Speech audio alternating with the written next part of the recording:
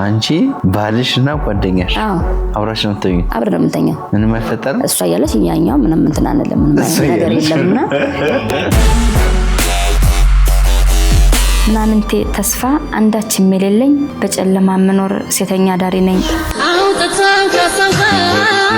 መኝታ ጊዜ ደረሰ ከበላን ከጠጣን በኋላ ይሄ ነው በቃ ማለት የባልና ሚስት ግንኙነት የሚባለው ይሄ ነው ወይ የተለየ ነገር የለውም እንደውም ህመም ነው እንጂ ያለው ደስታ ስለሌለው ምን ሆነ ነው ሰው ታዲያ እንደዚህ የሚቸገረው ይሄ ነው በቃ ብዬ ያ በስዕል ማስበው ሰው ነበር አይደለ እሱን በህልም ያየሁት ባልሽ ጋር ያለሽ አይደለም ይያለው አራቴ ከባሌ ጋር እየኖርኩኝ የዛን የህልሜን ሰው እምነት ያጎደልኩ እስኪመስለኝ ድረስ እኔ ግን ያንን ህልም ናፈቅኩት የእውነት ብልግና የፈጸምኩ ይመስለኛል እሱም ልክ እንደኔ የጠፋው ህይወቱ በሆድ ያለው ልጅ ማን ይሆን አባቱ እግዚአብሔር ረድቶኝ ልክ ይሄ ልጅ እንደወለድኩት ቢሞት ደስታዬ ምናምን አልቆላታለሁ የምርሽ ነው ማለት አራስ ሆነሽ ገብተሽ ተኝተሽ መጣሱ ሙሉ ራሱ ነው በቃ ምን አልሽ አንደኛ እኔ አንድ ያግብቻለሁ ሁለተኛ ድንግል ሳይኮን እንዴት ሌላ ወንድ ይገባል እንኳን አብሮ ኖሮ ይቅርና እኔ አንተን ሂሳብ ሰራለሁ አንተ እኔን ሂሳብ ትሰራለህ ከፈጣሪ ጋር እንደዛም ተዋሪው በማል ቦሌ መድኃኔዓለም ፊት ለፊትና በአዲስ አበባ ስቴዲየም የሱቅ ባለቤት ልናደርገውት ነው በሚቀጥሉት 2 ወራት ብቻ በሚቆየው ልዩ የ30% ቅናሽ እንቅቅ ብሎ ያለው ሱቆች እርሶን ይጠብቃሉ ዴማው ሪል ስቴት ቅንጦት ይገባዋታል Thank you so much አመሰግናለሁ እንኳን ደህና መጣሽ እንኳን ደህና ቆያችሁ ስራ ኑሮ ህይወት እንዴት ይዘሻል ተመስገን አሪፍ ነው እግዚአብሔር ይመስገን በጣም አሪፍ እንተዋወቅ እሺ ስሜ መቤት ዘገየ ይባላል መቤት የት ነው የተወለደችው ንገሪኝ እስኪ ሰሜን ሸዋ ሚዳ ወረሞ ወረዳ ባራ ቀበሌ የሚባለው አካባቢ ነው የተወለድኩት ያው ዛሬ ላይ ሆኜ ሳይው እዚህ ቦታ ነበርኩ ላለሁ ቦታው 5 አመት 6 አመት 7 አመት ሲሆነኝ እኔ ብቻ ራሴን ችዬ ከብቶች መጠበቅ ጀመርኩ በጎችን ከብቶችንም አንድ ላይ አድርጌ መጠበቅ ጀመርኩ ግን እኔና መሀል ያለው ወንድሜ እና ትልቁ ወንድሜ ሆነን እናቴ ሆነን መኖር ስንጀምር እናቴ ያው በጣም የሚቸግራት ነበር ምን አደረገች ጠዋት እንደዚህ ስንዴ አበጥራ ከስንዴው ይልቅ እንክርዳዱ ይበልጥ ነበር ከሰዓት ስመጣኔ በቃ ዝም ብላ እንደ ዳቦ ነገር ጋግረዋለች እንክርዳዱ እሱን ሰጠችኝ ከዛ ያወርቦኝላ ትንሽ ነው የበላሁ በርግጥ ልክ ስገባ እሱን ስታቀርብልኝ ትንሽ በልቼ ትንሽ ቆይቶ እያዞረኝ ነው እንክርዳድ ስለሆነ በቃ አሁን ላይ ሳስበው አስክሮኝ ነበር እላለሁ ምኑ እንክርዳዱ ያሰክራል አዎ እንክርዳድ የሚያሰክር ነገር ነው በጣም ጠዋት ስነሳ ነው ራሴን በሰላም ያገኘሁት ማለት ነው እሷ አልታወቃትም መሰለኝ ያ ጊዜ ለኔ በጣም ከባድ ነበር እኔ ከታመምኩት ያንን ከመብላቴ በላይ እናቴን እንዴት ብታጣ ነው ወይም ደግሞ የሰው ፊት እንዴት ቢገርፋት ነው ለልጇ እንክርዳድ የሰጠችው ብዬ ሳስበው ዛሬም ላይ ሆኜ ይከብደኛል እሱ ቀን ከዛ በኋላ ያው እያደግኩኝ እየቆየው ትንሽ አድግ እያልኩኝ ስመጣ ወንድሜ ያው በደንብ ደረሰ እኔ ትንሽ ከፈሰል ድሮ እናቴ ሄዳ የሰው ፊት የምታይ የነበረውን ትንሽ እህል ስጡኝ የምትል የነበረውን እና ደግሞ ቡና ጠጭ ብለው ይጠሯት የለ ጎረቤቱና ወይ ስታልፍ ግቢ ምናምን ሲባልና ይሰጧታል ምግብ ቡና ቁርስ ሲሰጧት አትበላውም በመቀነቷ ትይዘውና እዛው ከብት የምጠብቅበት ቦታ ይዛልኝ ትመጣለች እና ያው ትልቁ ወንድሜ ደረሰ በጣም ጎበዝ የሚሰራ ሰው ሆነ ድሮ የሰው ፊት ይጠብሳት የነበረችው እናቴ ለሰው መስጠት ጀመርንኛ ግን የኔ መራብ የዛን ሰዓትም አልተቀረፈም ወንድሜ በዚህ በኩል ቢሰራም በዚህ በኩል ደግሞ ጥፋት ያጠፋል ከሰዎች ጋር ይጣላል ቃኔን ማንም ቼክ የሚያደርገኝ የለም ማለት ነው ለምሳሌ በሰዓት በልታለች አልበላችም የሚለኝ የለም ምክንያቱም እናቴ ወይ እሱን ፍለጋ ሄዳለች ወይ ዘመድ ለምን ሄዳለች እሱን ለማሸማገል በቃ እሱ ጠብ የደቂቃ ህልሙ ጠብ ነው ቀጣይ የአውሮፓ መዳረሻችን ፈረንሳይ ፓሪስ ጀርመን ፍራንክፈርት እና ኔዘርላንድ አምስተርዳም ሆኗል ያሉን ቦታዎች ውስን ናቸው አሁኑኑ በዚህ ቁጥር ደውለው ቦታ የያዙ በአውሮፓ የማይረሳ ድንቅ ጊዜን ያሳልፋሉ ሁሌም ጉዞ ሁሌም ጉብኝት አለ ቬጂታን ኢትዮጵያ ቱር ኤንድ ትራቨል ብቻ እዛ የነበርኩበት ጊዜ ይሄኛው ጊዜ ጥሩ ነበር ምለው የለም ከዛ በኋላ ያንቺ ህይወት እንዴት ነው የቀጠለው? ያጎቴ ልጅ በእኛ በር ላይ ወፍጮኛ ሰፈር ተቀጥሮ ይፈጫልና እህትሽ እኮ ከአዲስ አበባ መጣለችና ትንሽ እህት አለች ሲሏት ወስዳታለሁ ብላለች ምናምን አለኝ። ከዛ ያው መጣን። አዲስ አበባ መጣሽ? አዎ። እሺ። ምንም አይቻላቅም። ከሳልኩት በላይ ነው የሆነብኝ። መብራትም ሆነ መኪና ይሄን ያህል መኪና አይቻላቅም። ቤትም እንደዚህ ቆርቆሮ ቤት ምናምን በደንብ አይቻላቅም። ሁሉም ነገር አዲስ ነው ለኔ። በጣም ፈሪ ነኝ። ቴን በጣም ፈራታለሁ። ደፈር ብዬ መናገር አልችልም። ለምትጠየቀው ጥያቄ መልስ መስጠት አልችልም። የዛን ሰዓት 11 ዓመት ቢሆነኝ ነው ስመጣ 96 ላይ ማለት ነው። ምንድነው አመጣጤ ዓላማው ልጆች ያሏት የ1 ዓመት እና የ2 ዓመት እነሱን እንዴዝ ነው ነው የመጣሁት። እንድትማሪ አይደለም ያው የማታን እየተማርኩ ቀን እነሱን እንዴዝ ነው። ከተማ አቃቂ ከተማው ላይ እዛ መንግስት ትምህርት ቤት አለ። ማታ ሳገባው ያው ጓደኞቼ ደግሞ ስለ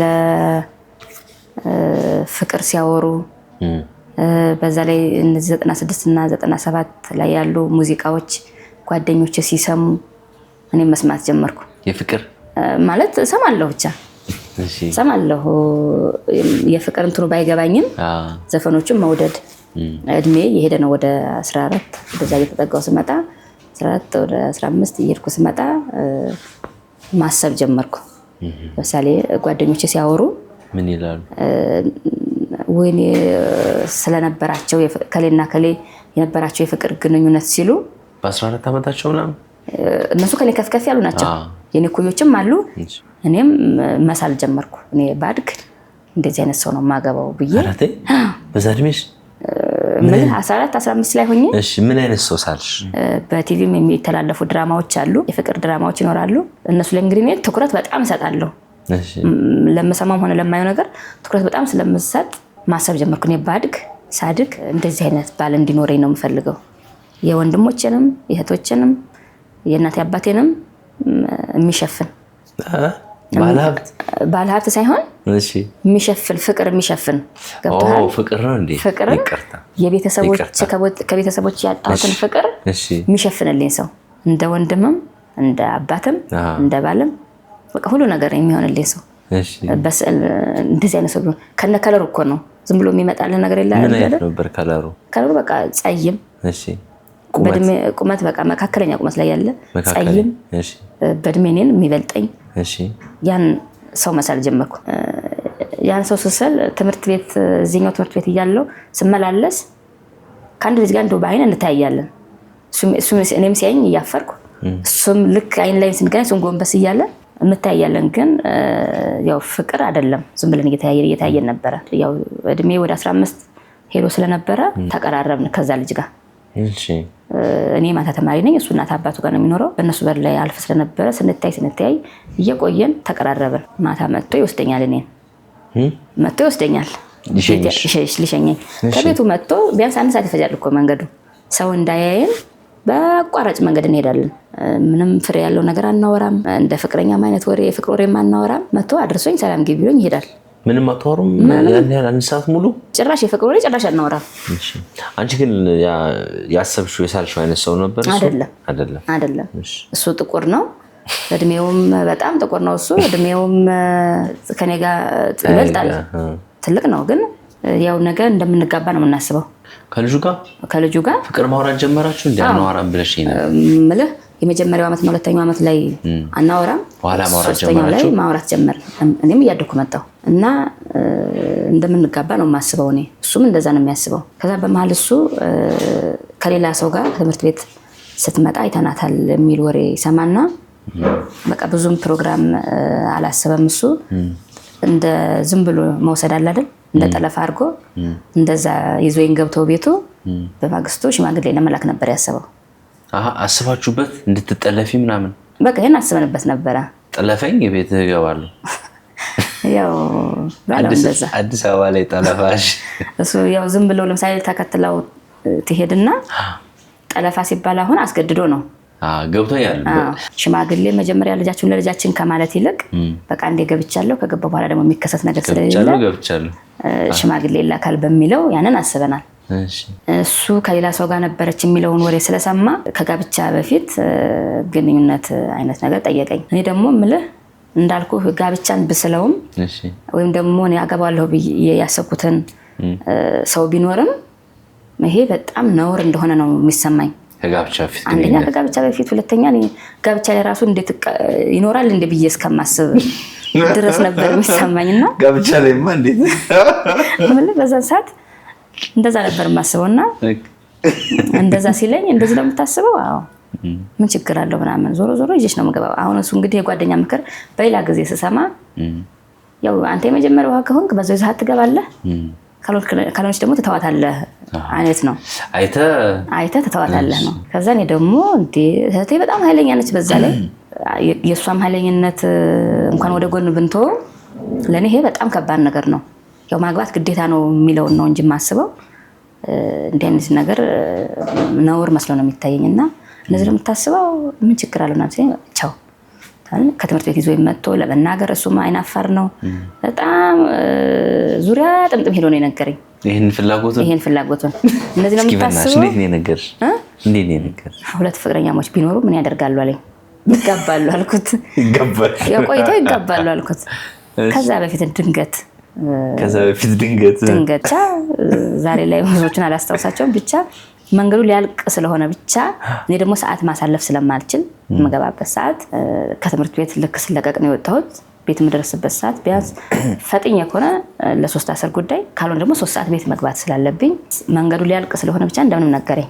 እንደዚህ ነው የምታስበው? አዎ በቃ ቻው አልኩት። በቃ በዛው ቀረ ማለት ነው። ተለያያችሁ? በቃ በዛው ተለያየ። በዚህ ምክንያት ቤቱ መግባቴን ሳላረጋግጥ ቤተሰቤ ሳይሰማ እንዴት ከወንድ ጋር ተኛለሁ የሚለው ነገር በጣም ያስፈራኝ ስለነበረ እሱም ማጣት ለኔ የተሻለ ነው። ከዛ በኋላ ያው እህቴ ጎርመስ ማለት ጀመር፣ መልስ መስጠት ጀመር። በቃ አረብ ሀገር ብትሄጂ ይሻላል አሁን ስላደግሽ ምናምን አለችና 17 ዓመት ሲሆነኝ 21 ዓመት ተብሎ መታወቂያ ወጣልኝ። ምርመራ ምናምን በቃ አረብ ሀገር ቀጥታ ፕሮሰስ ስለመጀመር ምርመራ ምናምን ሲደረግ ሐኪሙ ትንሽ ሳምባሽ ላይ ጠባሳ ስለሚያሳይ ከአንድ ወር ምናምን በኋላ ወተት እንቁላል ተጠቅመሽ ከአንድ ወር በኋላ ተመልሰሽ ብትመጪ ይጠፋልሻል ምናምን አለኝ። ከዛ እህቴ ያው አደግ ማለት ጀምር የለ እንደዚህ ቦዲ ጡቴ ትንሽ አደግ ማለት ስለጀመረ ቦዲዎች የሚያምርብኝን ልብስ መምረጥ ስለጀመርኩ ተይስልሽ ብርድ መቶሽ ነው ምናምን ብላ ተቆጣች። እሷ ተይስልሽ ነው ምናምን አለችኝ። ትንሽ ተቆጣችኝ እሷ። እኔ ባለመሆኑም በመሆኑም ያው ብር ማግኘት ማጣት የሚለውን ነገር ስለማላቀው ባልሄድም ምንም አልመሰለኝም። በቃ ክፍለ ሀገር መሄድ ነው የምፈልገው ምናምን ስል የእህቴ ባል መከረኝ እንዳልሄድ። እዛ ሄደሽ ተመልሰሽ እዚህ ያህል ጊዜ ቆይተሽ እንደገና እዛ ሄደሽ በቃ አንድ ቆላ ውስጥ ይደርሻል። በቃ እዛ እድሜ ልክሽ ነው ተቸገረሽ የምትኖሪው። እዚህ ሌላ ሰው ጋር ግቢና በደሞዝ ስሪ ምናምን አለኝ። በቃ በግድ ጨቀጨቀኝ ማለት ነው። እሺ ብዬ ዘመድ ነው መጣና የአክስቴ ልጅ ነው፣ ትልቅ ሰው ነው። ቢያንስ 40 ምናምን ይገመታል ዛን ሰዓት። በቃ እኔ 100 ብር ከፍላታለሁ በወር። ልጅ አለችው የ4 ዓመት ልጅ እና 100 ብር ከፍልሻለሁ ትምህርትሽን ትማሪያለሽ አለኝ። 100 ብር ደግሞ እስካለኝማ ጥሩ ነገር ነው እስካሁን ዝም ብዬ ስለኖርኩኝ ብዬ እሱ ጋር ገባሁ። ከዛ መኝታና ሳሎን ነው የተከራየው። ሰፊ ስለነበረ የ4 ዓመት ሴት ልጅ ነው ያለችው። ሚስት የለውም። ያቺ ልጅቷ ጋር እሱ ከልጁ ጋር ይተኛል። በዚህ በኩል እንደሞ በዚህ በኩል ትንሽ ይጃልጋለች። እሱ ላይ ነው የምተኛው። አንድ መኝታ ቤት ውስጥ ነው? አንድ መኝታ ቤት ውስጥ ነው የምተኙት? አዎ። እሺ። ሌሊት ላይ መጥቷል እኔ ጋር ማለት ነው። እሱ ምንድነው? ተንቀጠቀጥኩ፣ በጣም ተንቀጠቀጥኩ። ምንድነው እና መስለው ከዚህ በፊት እንደዚህ አይነት ነገር አድርገሽ አታውቂም? ኧረ እኔ አላውቅም ነው። አዎ ጎበዝ፣ በቃ እንደዛ ከሆነማ እኔም አበረታታሻለሁ፣ ትምህርትሽን ነው መማር ያለብሽ እሺ ብሎኝ ሄደ። ከዛ ማለት እኔ እንዳልኩ ከባድ መስሎ አልታየኝም ይሄ ሁኔታ። ሰው እንደዚህ ሰውን አስገድዶ የሆነ ነገር ያደርጋል ወይም ደግሞ ብቻ እንደዚህ አይነት ነገሮች በእኔ ውስጥ ስለሌሉ የእሱ ማድረግ አናዶኛል፣ ግን ያን ያህል አልገረመኝም። ከዛ በኋላ በሌላም ቀን እንደዚህ ያደረገ ያው እኔም ቢስል ይሄዳል። እኔ ጋር ምንድነው እዛ ጋር እንትን ያልኩት ዝም ብዬ የተቀመጥኩት እዛ አንደኛ 100 ብር ይከፍለኛል፣ ሁለተኛ ትምህርቴን የተማርኩ ነው፣ ለትምህርት ቤቱ ቅርብ ነው። ሲቀጥል ደግሞ እህቴ ጋር ያለው ነፃነት እና እሱ ጋር ያለው አንድ አይደለም።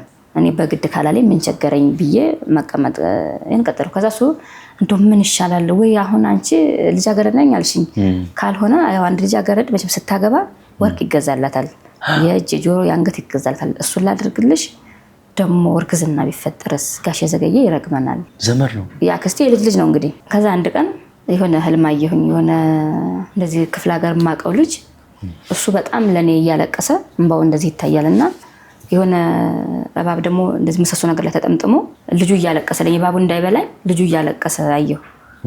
አከራዩ ትልቅ ሰው ናቸው። ጠዋት ስነግራቸው እንደዚህ አየሽ? አዎ። ግን እኮ በእርግጥ አንቺ ትንሽ ልጅ ነሽ፣ ግን ስንት ዓመትሽ ነው? 17 ሆኖኛል ስላቸው ልጅ ነሽ 17 ብዙ አይደለም፣ ግን እንደው ለጋብቻ ምራቁን ዋጥ ያደረገ ሰው እኮ ጥሩ ነው። በእርግጥ አንቺ ልጅ ትሆኛለሽ፣ ግን ምራቁን ዋጥ ያደረገ ሰው እኮ ጥሩ ነው።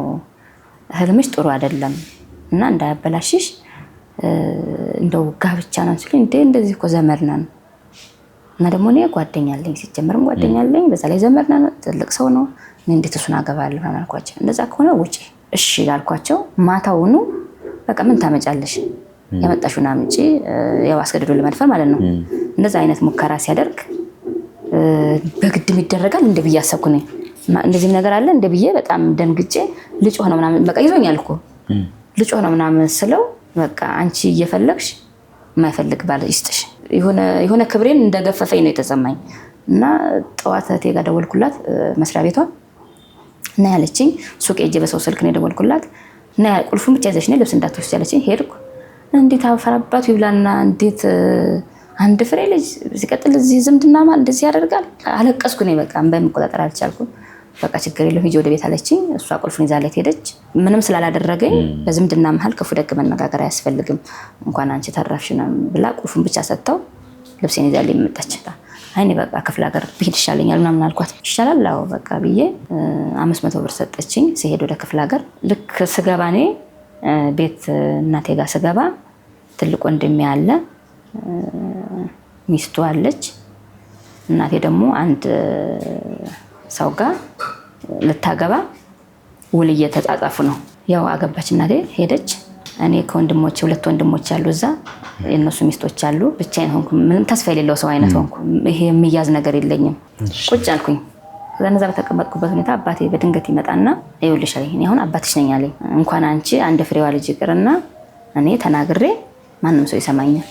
ስለዚህ አሁን የሆነ ነገር ልልሽ ነው እምቢ ምናምን ምክንያት እንዳፈጥር ያለኝ ምንድን ነው ምናምን ስለው ግንቦት ወር ነው የሆነ ልጅ ከሰው ሀገር መጥቷል እና ከውጭ ማለት ነው። አይ ከዚህ ከኢትዮጵያ ውስጥ ነው ከባሌ ነው የመጣውና ከዛ መጥቷልና ቤተሰቡን አውቀዋለሁ። አባቱ አብሮ አደጌ ነው። በጣም የተከበሩ ሰዎች ናቸው እና ሚስት ፈልጎ ነው የመጣው። ደህና ልጅ ለትዳር የምትሆን ብሎ ስለመጣ አንቺ ደግሞ አክስቴ የአባቴ እህቱ ልጅ ነች፣ ወንድሙ ልጅ አይታኛ የሆነ ቀን አንድ ቀን አየችኝ። ያጎቴ ልጅ አለች ብለው ስለነበረ ታገቢዋለች ስለኝ እንግዲህ እኔ ያ በስዕል የምጠብቀው ሰው አለ አይደል መጀመሪያ ያስቀመጥኩት እሱ ሊሆን ይችላል ብዬ አስቤያለሁ። እሺ አልኩት አባቴን። ሌላ ጊዜ በስነ ስርዓት ተደግሶ ትጠራላችሁ፣ አሁን ልጁ ስለቸኮለ ትንሽ ፕሮግራም ብቻ አድርገን ትሄጃለሽ አለኝ። እናቴ አልነበረችም። ይሄን ወሬ ሰምታ መጣች። እንዴት የበለለሁበት እንዴት ይደረጋል ምናምን እኮ ጥልቅ ቴጂ ሰው ሀገር ምናምን አለች። ችግር የለውም ሩቅ አይደለም ከአዲስ አበባ እኮ ትንሽ ነው የሚያስኬደው ምናምን አልኳት። እኔ እሷ አታውቀውም እንግዲህ ትንሽ ፕሮግራም ብቻ አድርገው አባቴ ቤት፣ እኔ እዛኛው ቤት ነኝ፣ ወንድሜ ቤት ነው ያለሁት። ወንድሞቼም ሰብሰብ ብለዋል መጡ ሊወስዱኝ ማለት ነው። ሽማግሌዎች ይዞ ትንሽ ወጣቶችና ተለቅ ያሉ ሰዎች ይዞ መጣ ልጁ። እኔ እንግዲህ ያ ሰው ነው እኔ አእምሮ ውስጥ ያለው የሳልኩት ሰው። ከዛ እናቴ ድንገት እዛ ቁጭ ብዬ ከጓደኞቼ ጋር ያው እያወራሁ ነው። እኔ አሁን እንግዲህ ይሄ ከባል ጋር መተኛት የሚለው ነገር እስከዛ ሰዓት ድረስ እኔ አልተዋጠልኝም። ይሆናል የሚለውን እያሰብኩ ነው፣ ይሆናል አይሆንም እያልኩ እያሰብኩ ነው። እና እናቴ መጣች። እመቤት አለችኝ። ጡቷን እንደዚህ አውጥታ አታገቢም አለችኝ። ሊወስዱኝ መጥተዋል እንግዲህ ለምን አታገቢም ባልሽ አያምርም አለችኝ። ከዛ ዝንጀሮ ነው የሚመስለው አለችኝ። በጣም ደነገጥኩ። መተው ወሰዱኝ። ፈረስ ላይ ያስቀመጡኝና ፈረስ ላይ ሆኜ ሳየው እሱ ረጅም ነው፣ የሚያምር አቋም ያለው ነው፣ የወንድ መልክ ነው፣ አስቀያሚ አይደለም እንጂ እሱ የሳልኩት ሰው ግን አይደለም። ግን እናቴ ለምን እንደጠላችሁ እንጂ እሱ ምንም የሚወጣለት ነገር አይደለም። ከዛ ሄድን። እህቱ ቤት ነው፣ እህቱ እዛ አለች። አባቱ እኛ ሀገር እያሉ የወለዷት ትልቀት አለችው። እሷ ጋር ገባን። መኝታ ጊዜ ደረሰ። ከበላን ከጠጣን በኋላ ያው የመጀመሪያዬ ነው ከሆነ በኋላ አብሬ ከተኛው በኋላ ከሌድ ቃላ ወልዳ ምናምን ሲባል እሰማለሁ። በሽታም ይሄ ኤችአይቪ ምናምን በሽታ ሲባልም እሰማለሁ። እንግዲህ ትልቅ ነኝ፣ እዚህ አዲስ አበባ ኖር ያለው ሰው በሽታ የሚያዘው እንደገና ደግሞ ከጋብቻ ውጭ ልጅ የሚወልደው ይሄ ነው። በቃ ማለት የባልና ሚስት ግንኙነት የሚባለው ይሄ ነው ወይ? እንዲህ አይነት ነገር እኔ የተለየ ቢሆን ነው ሰው የሚሳሳተው የሚያጠፋው ብዬ ስለማስብ ሳየው ደግሞ አዲስ ነገር ማለት የተለየ ነገር የለውም። እንደውም ህመም ነው እንጂ ያለው ደስታ ስለሌለው ምን ሆነ ነው ሰው ታዲያ እንደዚህ የሚቸገረው? ስሙም ይጠፋው በበሽታ ተይዞ ስም የሞተው ለዚህ ነው አልኩኝ። ይሄው ነው በቃ ብዬ በጣም ገረመኝና ያው ነግቶም በብርሃንም በባትሪም አይቼዋለሁ ልጁን ማለት ባትሪ እዚህ ጋር ተቀምጦ ስለነበረ አይቼዋለሁ። በበነጋውም ሰው ደህና ነው ምንም የሚወጣለት ነገር የለም። ከዛ እዛ 2 ቀን 3 ቀን ቆየን። በቃ ምን ሄድበት ቀን ደረሰ። አዲስ አበባ መጣን አደርን። በበነጋው ባል ሄድን። ጨዋ ልጅ ነው እሱ ልጁም ደህና አይነት ልጅ ነውና ይኸውልሽ እመቤት እኔ አንቺን ስላገኘሁሽ መጀመሪያ እግዚአብሔር ስለሰጠኝ ደስ ብሎኛል። ግን ቤት ስትገቢ ጥሩ ነገር ድንገት ካልሰማሽ እንዳይደብርሽ ምናምን አለኝ። ምን ሊሆን ይችላል ብዬ ስላሰብኩኝ እኔ ጉዳዩንም ስላላወቅኩት ችግር የለው ምናምን አልኩት። ስንገባ ሩቅ ነው። ሮቤ ከተማ ደግሞ ሩቅ መንገድ አለው። የ2 መኪና ትራንስፖርት አለውና ለምን ያን ቀን ከዚህ ከአዲስ አበባ ሄድን ቀን አክስቷ አለች እዛ ሮቤ ከተማ። ወይ ጉድ አንተም ደርሰህ እንደዚህ ለሚስት ጭራሽ ክፍለ ሀገር አባት ሀገር ሄደህ ሚስት ይዘህ መጣ ምናምን ወይ አንተ ምናምን ብላ የማንሽ ልጅ የዘገየ ወይ ጋሽ የዘገየ ደህና ነው ትልቅ ሰው ምናምን ብላ እሷ ደስ አለኝ። ትንሽ አባቴን የሚያውቀው ሰው አለ ማለት ነው ያውቁታል ቤተሰብ ያውቁታል ማለት ነው ብዬ ትንሽ ደስ አለኝና በበነጋው ያው እነሱ ቤት ሄድን። ስንገባ ጥሩ እናትና አባት አሉት፣ እህቶች ወንድሞች አሉት። በግብርና ነው የሚተዳደሩት። የቤቱን ስራ ሙሉ የሱ ታናሽ አለች እሷም ትሰራ ነበረ። ሙሉን እኔ ላይ ጣሉት። እንግዲህ ብቻዬን ነኝ ማለት ነው። እንግዲህ እዛ ወዳው በበነጋው በቃ ይሄ ባለጌ ምናምን ሲሉ ሰማኋቸው እናትየው እሱን በቃ ስነ ስርዓት የለውም ማለት ነው ይሄ ባለጌ ምናምን። እኔም ምክንያቱም ልጁ ጥሩ ነው ለኔ እንግዲህ ጥሩ አድርጌ ተቀብዬዋለሁ። ግን እንደዛ ሲሉ ሰማኋቸው እናትየው።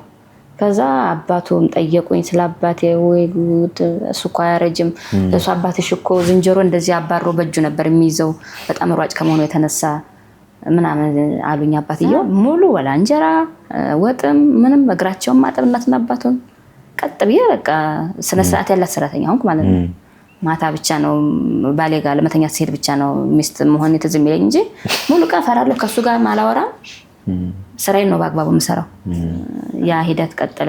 ከትንሽ ቀን በኋላ እሱ እኮ ሚስት አስቀምጦ ነው የሄደው ምናምን አሉኝ። እዚህ እኮ ሚስት አስቀምጦ ነው የሄደው ምናምን አሉኝ። ከዛ እንደዛ ብዬ ስጠይቀው በእነሱ ምክንያት ነው ያጣሁትና እንዳይደብርሽ አልኩሽ ይሄንን ነው በቃ ያለፈ ታሪክ አልፏል። እኔና አንቺ ግን ወደፊት እንቀጥላለን። ምንም ነገር እንዳይከፋሽ ምንም ቢሉሽ እንዳይከፋሽ በቃ የሆነ የራሳችን ነገር እስከሚኖር ድረስ ቻይ ምናምን አለኝ። የሚያዙኝን ነገር ውሃ መቀዳለሁ፣ የሚያዙኝን ነገር በአግባቡ እሰራለሁ። ኑሮዬን ቀጠልኩ። ከዛ በኋላ እሱ ከትንሽ ጊዜ በኋላ መጠጣት አመጣ።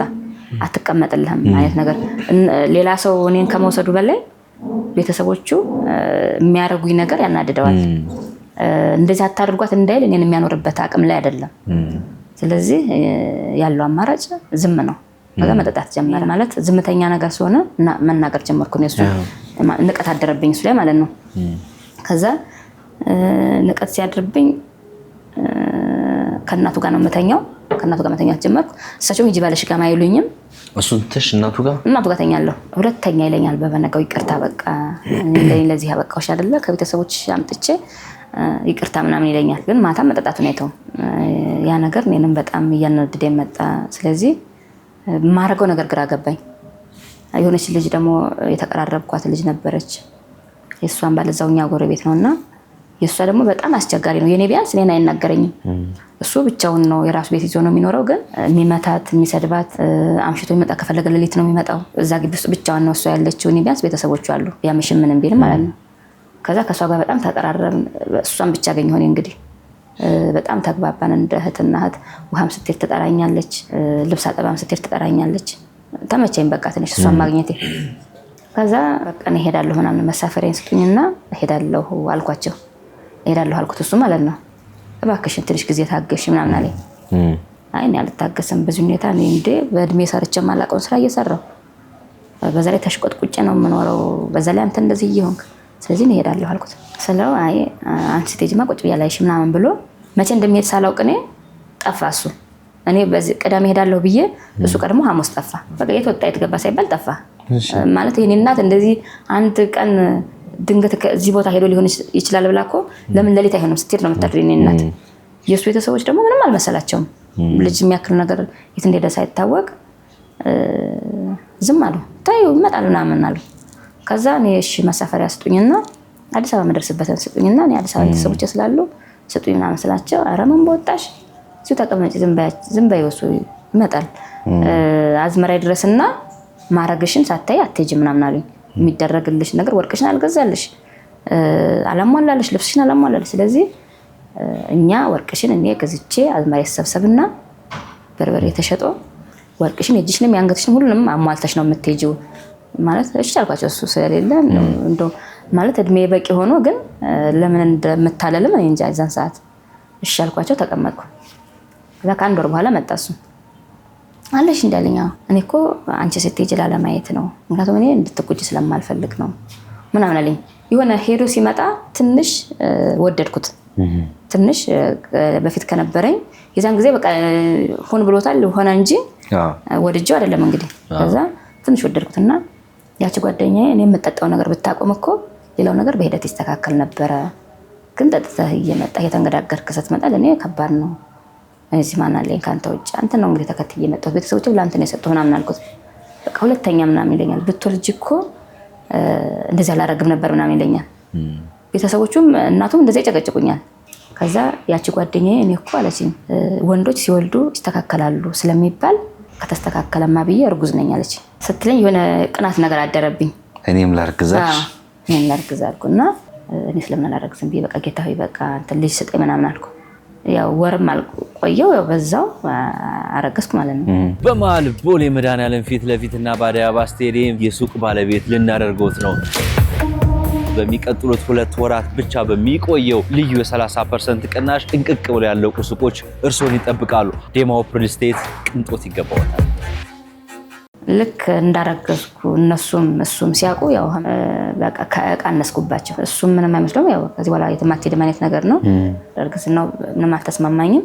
ከዛ በኋላ ያ ልጅ ከኔ ሆድ ውስጥ እንዴት እንደሚወጣ ማሰብ ጀመርኩ። ለምን ስላልተቀበሉት እነሱማ እኮ ደስ ብሏቸዋል እኮ በማርገዜ ግን ስላረገዝኩ አትሄድም የሚለው ነገር ስለደመደሙ ስራው ጭራሽ ባሰብኝ ማለት ነው። ያንን ማድረግ ለኔ በጣም ከበደኝ። እርጉዞኝ ቢያምረኝም የምጠይቀው ሰው የለም ስጡኝ የምለው ሰው የለም። እሳቸውንም ማየ አባትየውንም አባዬ ነው የምለውና ጫናቸው በጣም ከፋብኝ ማለት ነው። ከዛ ልክ 4 ወር 5 ወር ሲሆነኝ እውነት እንጀራ እየጋገርኩ እሳቱ በጣም ስለመልበኝ ደም ያስመልሰኛል። ግን ጌታ ሆይ በቃ የዛን ሰዓት ትንሽ ማለት እግዚአብሔርን ማወቅ የሚባል ነገር አለ አይደል? እድሜም እንትን ማለት እኔ ልክ እንደወለድኩት ልጁን ብትገለው ደስ ይለኛል። ምክንያቱም ልጁ ካለ ልጄን ትቼ መሄድ አልችልም። ልጄን ነፍስ ያለው ልጅ ትቼ ከመሄድ ልጁን ብትገለው ደስ ይለኛል። ምክንያቱም ከዚህ ቤተሰብ ጋር እንዴት ነው እድሜን የምገፋው አልኩኝ ማለት ነው። ከዛ ትልቅ የሱ ታናሽ እህት አለች ከኛ ቤት ላይ ግቢና ታች ግቢ ነው ያላቸው ሰፋፊ ግቢ ነው ያላቸውና ታችኛው ግቢ እሷ ከባሏ ጋር ነው መስመረው ከሷ ጋር እንዳትገጥም ይሉኛል እናትየው። እሷ ባልግና ታባልግሻለች እሷ ከሷ ጋር እንዳትገጥም ይሉኛል። ልጃቸው ናት እንግዲህ እንደዛ ሲሉኝ ግራ ይገቡኛል። እንዴት ልጃቸው እንደዚህ ይላሉ ብዬ አስባለሁና ከዛ እኔ ለሷም አልኳት እኔ ግን እንደው እግዚአብሔር ረድቶኝ ልክ ይሄ ልጅ እንደወለድኩት ቢሞት ደስታዬ ምናምን እላታለሁ። ያው ቤተሰብ ስለሆነች አይዞሽ ባክሽን ማየን ታያት በቃ የሚመቹ አይደሉም ግን ታያቸው ችግር የለም እሱ የራሱ ነገር ሲኖረው ራሳቸውን ትላቸው ትኖራላችሁ ምናምን ትለኛለች። ጠዋት ልክ ከእንቅልፌ ስነሳ 6 ወር እንግዲህ አልፎኛል። ልክ ከእንቅልፌ ስነሳ እየቆረጠኝ ነው ሆዴን እያመመኝ ነው። በቃ ዝም ብሎ ሆድ ምግብ ያልተስማማህ ምግብ ሲኖር ያለው ህመም አለ አይደል? እንደዛ እያመመኝ ነውና ሽንት ቤት ዝም ብዬ እመላለሳለሁ። ሽንት ቤት ነው የሚያመላልሰኝ ሙሉ ቀን ሽንት ቤት ስመላለሱዬ የሆነ ሰዓት ላይ ከዛ በፊት ግን ይሄ ከመሆኑ በፊት እኔ በቃ 6 ወር ስለሆነኝ አሁን እያቃተኝ ስለሆነ ስራው ጎጆ ነው ጣልኩት። እሺ ብለን ለምነናቸው ለምኛቸው እሳቸውንም ስራ ኮና አግዞታለሁ ግን ለክፉም ለደጉም እዛ አልሆን ምናምን አሁን መውለጃዬም ስለሚደርስ ምናምን ብዬ እዛኛው ግቢ መሆኔ ከዛችኛው ልጃቸው ጋር ስለሚያቀራርበኝ ያን ያህል ደስተኛ አይደሉም። ብቻ ግን የራሴ መስሪያ የራሴ መጣድ የራሴ ሞሰብ የራሴ እቃ ኖረኝ ማለት ነው። ትንሽ በደከመኝ ሰዓት ቢያንስ አረፍላለሁ። እዛኛው ግቢ ስንገባ እህቱ አለች አይደለም? የእህቱ ባል አይዞሽ እመቤት ቀን ያልፋል ምናምን ይለኛል። እሱም የኛ ነገር አልፎ ነው ያለው እና አይዞሽ እነዚህ እኮ አስቸጋሪ ቤተሰብ ናቸው ግን አይዞሽ በዚህ እድሜሽ ተስፋ እንዳትቆርጪ ምናምን ይለኛል ባሏ ማለት ነው። ገና ደግሞ የሱ ወንድም አለ የባሏ ወንድም ማለት ነው። እሱ ደግሞ ወጣት ነው እሱ ያሹ ልጅ ነው እንዳታለቅሽ ይለኛል። በሽታ አይደለም ልጅ ነገ ጧት ይለቃል ጥለሽላችሁ ትይጃለሽ በቃ ምንም እንዳትጨነቂ ምናምን አለኝ። እንደውም እግዚአብሔር በሰላም ካገላገለሽ እኔ ነኝ ይዤሽ መጣፋው አለኝ። ከእንደዚህ ጋርማ እድሜሽን እንትን አትይም እኔ ነኝ ይዤሽ መጣፋው አለኝ። እዛ ጎስቁልና ላይ ሆኜ ያንን ልጅ ሳየው እኔ ለሱ ገባለሁ ብዬ ስላላሰብኩ እኔ ነኝ ይዤሽ መጣፋው ብቻ ልጅ ነው ያሽው ልክ እንደወለድሽ ጠንከር ሲልልሽ ትተሽ ትሄጃለሽ ምናምን አለኝ። ልክ ያን ቀን ከእንቅልፌ ስነሳ ህመሙ እንደጀመረኝ ሽንት ቤት ስመላለስ አልኩ። ላይኛው ቤት ሄድኩ እናትየው ጋር ማለት ነው። ልክ ህመሙ እየጠነከረብኝ ነው። እንጀራ እየጋገሩ ነው። እማዬ አልኳቸው ምን ሆንሽ አሉኝ። አይ በጀርባዬም በፊቴም በኩል እያመመኝ ነው እየቆረጠኝ ነው አልኳቸው። እዛ ከሷ ጋር ገጥመሽ ነው ፀሐይ ላይ እየተዘፈዘፍሽ ነው ምች መቶሽ ነው። ስለዚህ ማታ ሲመጣ ምች መድኃኒትና ባህር ዛፍ ያርግልሽና ታጥነሽ ተኛሉኝ። የዛን ሰዓት ህመሙ በጣም ከፋ። እሳቸው ደግሞ የልምድ አዋላጅ ናቸው። ቀስ ብዬ ተነሳሁና እኔ መንገድ ስጀምር አቃተኝ። መሀል መንገድ ላይ ስላት አቃተኝ። ከዛ ቀን አልኩ እንደዚህ ወደ ሰማይ ጌታ ሆይ እናቴ ምን ብላኝ እንደመጣሁ ታውቂላ አንተ ይሄንን ስቃይ እዩ ስላልከኝ ነው እያየሁ ያለሁት። ስለዚህ እኔ ለእናቴ የምታተርፈኝ ከሆነ አትርፈኝ። ልጁንማ ያው እንደነገርኩ ነው። አንተ ሳይደርስም ቀኑም ሳይደርስ ካገላገልከኝማ ጥሩ ነው። እኔ እስከምደርስ እየጠበቅኩ ነበረ አልኩና በቃ እግሬን ማንሳት አቅቶኝ እንደምንም ቤት የደረስኩና ተኛ። ትንሽ ፈሳሽ ነገር ተሰማኝ ማለት ነው። ከዛ ልጅቷ መጣች። እያመመሽ ነው ስትለኝ ባሏን ጠራችው። ወይኔ ጉዴ እየሞትሽ እኮ ነው ምናምን አለኝ ባሏ። በጣም ደነገጠና አቅፈው አወጡኝ። በቃ ህመሙ ከቁጥጥር ውጭ ሆነ። የባለቤቴ ወንድም ደግሞ ነርስና አለ። እሱ ደግሞ አሟታል ብለውት ነው መሰለኝ የስቅለት ቀን ነበረ። እኔን ላይ ሲመጣ እኔን ይዘው ሲወጡ ተገናኘን።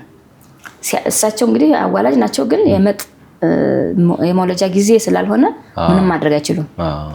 ከዛ ሐኪም ቤት ወሰዱኝ። ቀኑ መሽቷል። ሐኪም ቤት ወስዱኝ። ያው ጤና ጣቢያ ዝግ ነው። የግል ክሊኒክ ሲወስዱኝ ቀን ክትባት የምታቀኝ በቀኑ ጤና ጣቢያ የምታቀኝ ልጅ ማታ ማታ ደግሞ እዛ ትሰራለች። ስታይ ምንም መጀመሪያ ላይ ያየሁት ፈሳሽ ነገር ምንም የለም። እኔ እየጮኩ ነው። ምን ያደርጉኝ? ብዙ ቤተሰብ ተሰበሰቡ። በቃ ከማልቀስ ውጭ ምንም ማድረግ የሚችሉት ነገር አይደለም። ከዛ እየጮኩ ነው። አሁንም ሽንት ነው የሚለኝ። ያወጡኛል። ሽንት ምንም የለም። ይመልሱኛል፣ ያስተኙኛል። እባካችሁ ልትሞት ነውና አትርፏት አለች ልጅቷ። እኔ ምንም ማድረግ እዚህ መሳሪያ ስለሌለ ወደ ጎባ ወሰዷት ምናምን ስትል መኪና ያለው ሰው እዛ ሰፈር አንድ ሰው ነው ያለው። እሱ ጋር ሲሄዱ መስጊድ ነኝ ቆይ አንዴ ሰግጄ እስከምወጣ የልጅቷን ሁኔታ ይዋት ብሎ ይልካቸዋል። ልክ እነሱ ሲመጡ እኔ ጋር ምንም ለውጥ የለም። አይ በቃ እኔ አልሄድም መሽቷል ይላል ሰውየው መልሶ ሀሳቡን ቀይሮ። ልክ እሱ አልሄድም ባለበት ቅጽበት በቃ ልጁ ከኔ ወጣ ማለት ነው። ያለ ምንም እርዳታ በስድስቱ ወጣ። እዛው በሆነ ነገር ሸፍነው ሰጧቸው ለነሱ። በዛው በቃ ወደው ጽድት ብሎ ቃል ልጁ ብቻ ወጣ። ወደው ጽድት ታረጋች ልጅቷ። ተነስተን ወደ ቤታችን ሄደን ቤቴ ወሰዱኝ ስል በሆነ ነገር ነው የተሸከሙኝ። በሆነ አልጋ በሚመስል ነገር ነው ያዙኝ። ልጁ በህይወት የለም ሲወጣ የለም። ከዛ በሆነ ነገር ነው ያዙኝና ቤቴ ወሰዱኝ ስላቸው እንዴ እዛ ማን ሊመላለስ ነው እዚህ ያስገቧት አሉ እናትየው። እሳቸው አልጋ ላይ ያስተኙኝ ጓዳ። ከዛ የዛን ቀን ያው ዞሮ ዞሮ እናት አይደለሁ ሆዴ ውስጥ ሲንቀሳቀስ የነበረው ነገር ሲወጣ ትንሽ ከፋኝ።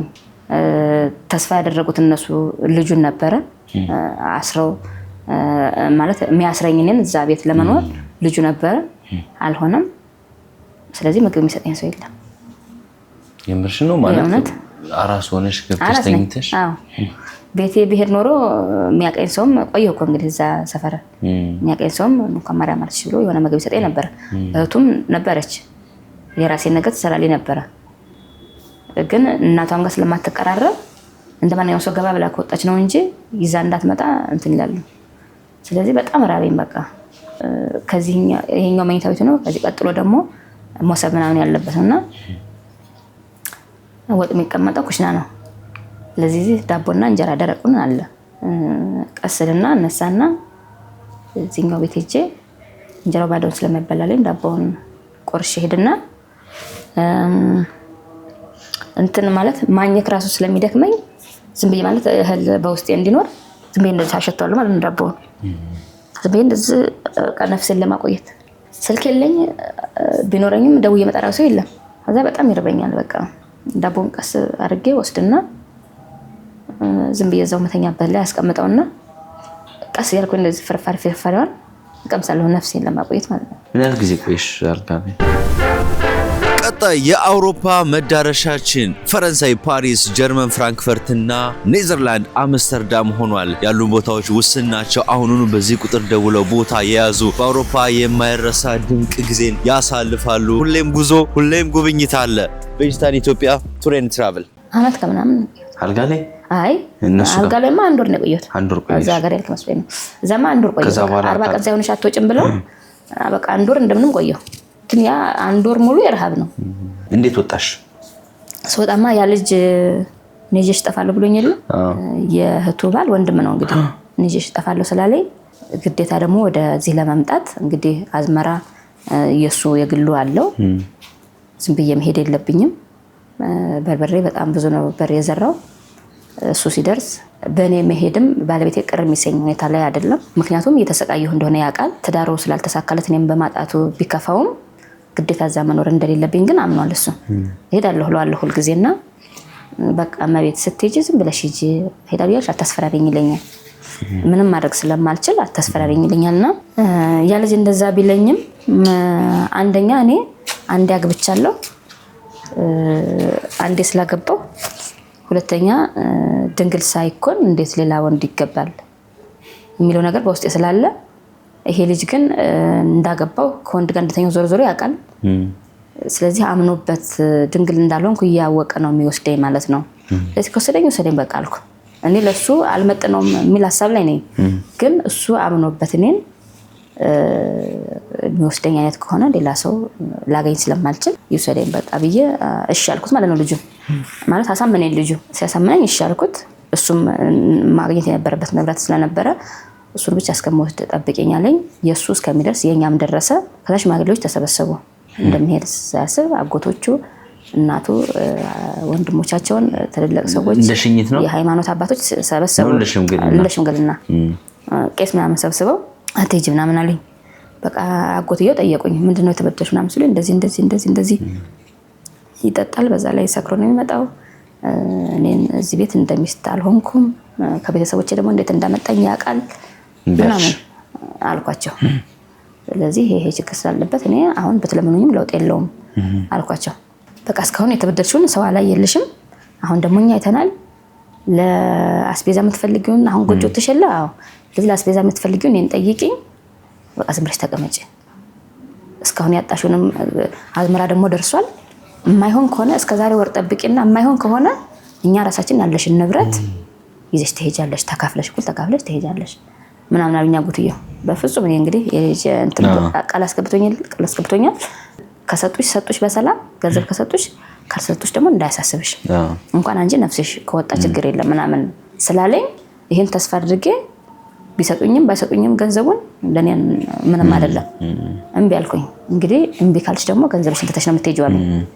እኛ ያልሽንሽን ከሰማሽ አንድ ወር ከጠበቅሽን እስከዛ በዚህ በአንድ ወር ውስጥ መጠጣቱን የማያቆም ከሆነ እስካሁን ያጣሻቸውን ነገሮች የማታገኝ ከሆነ እኛ እንሰጥሻለን በሰላም፣ ካልሆነ ደግሞ ግን አይ አሁን ሄዳለሁ ካልሽ ደግሞ ባዶ እጅሽ ነው የምትሰጪው፣ የትራንስፖርት ብቻ እንሰጥሻለን አለኝ።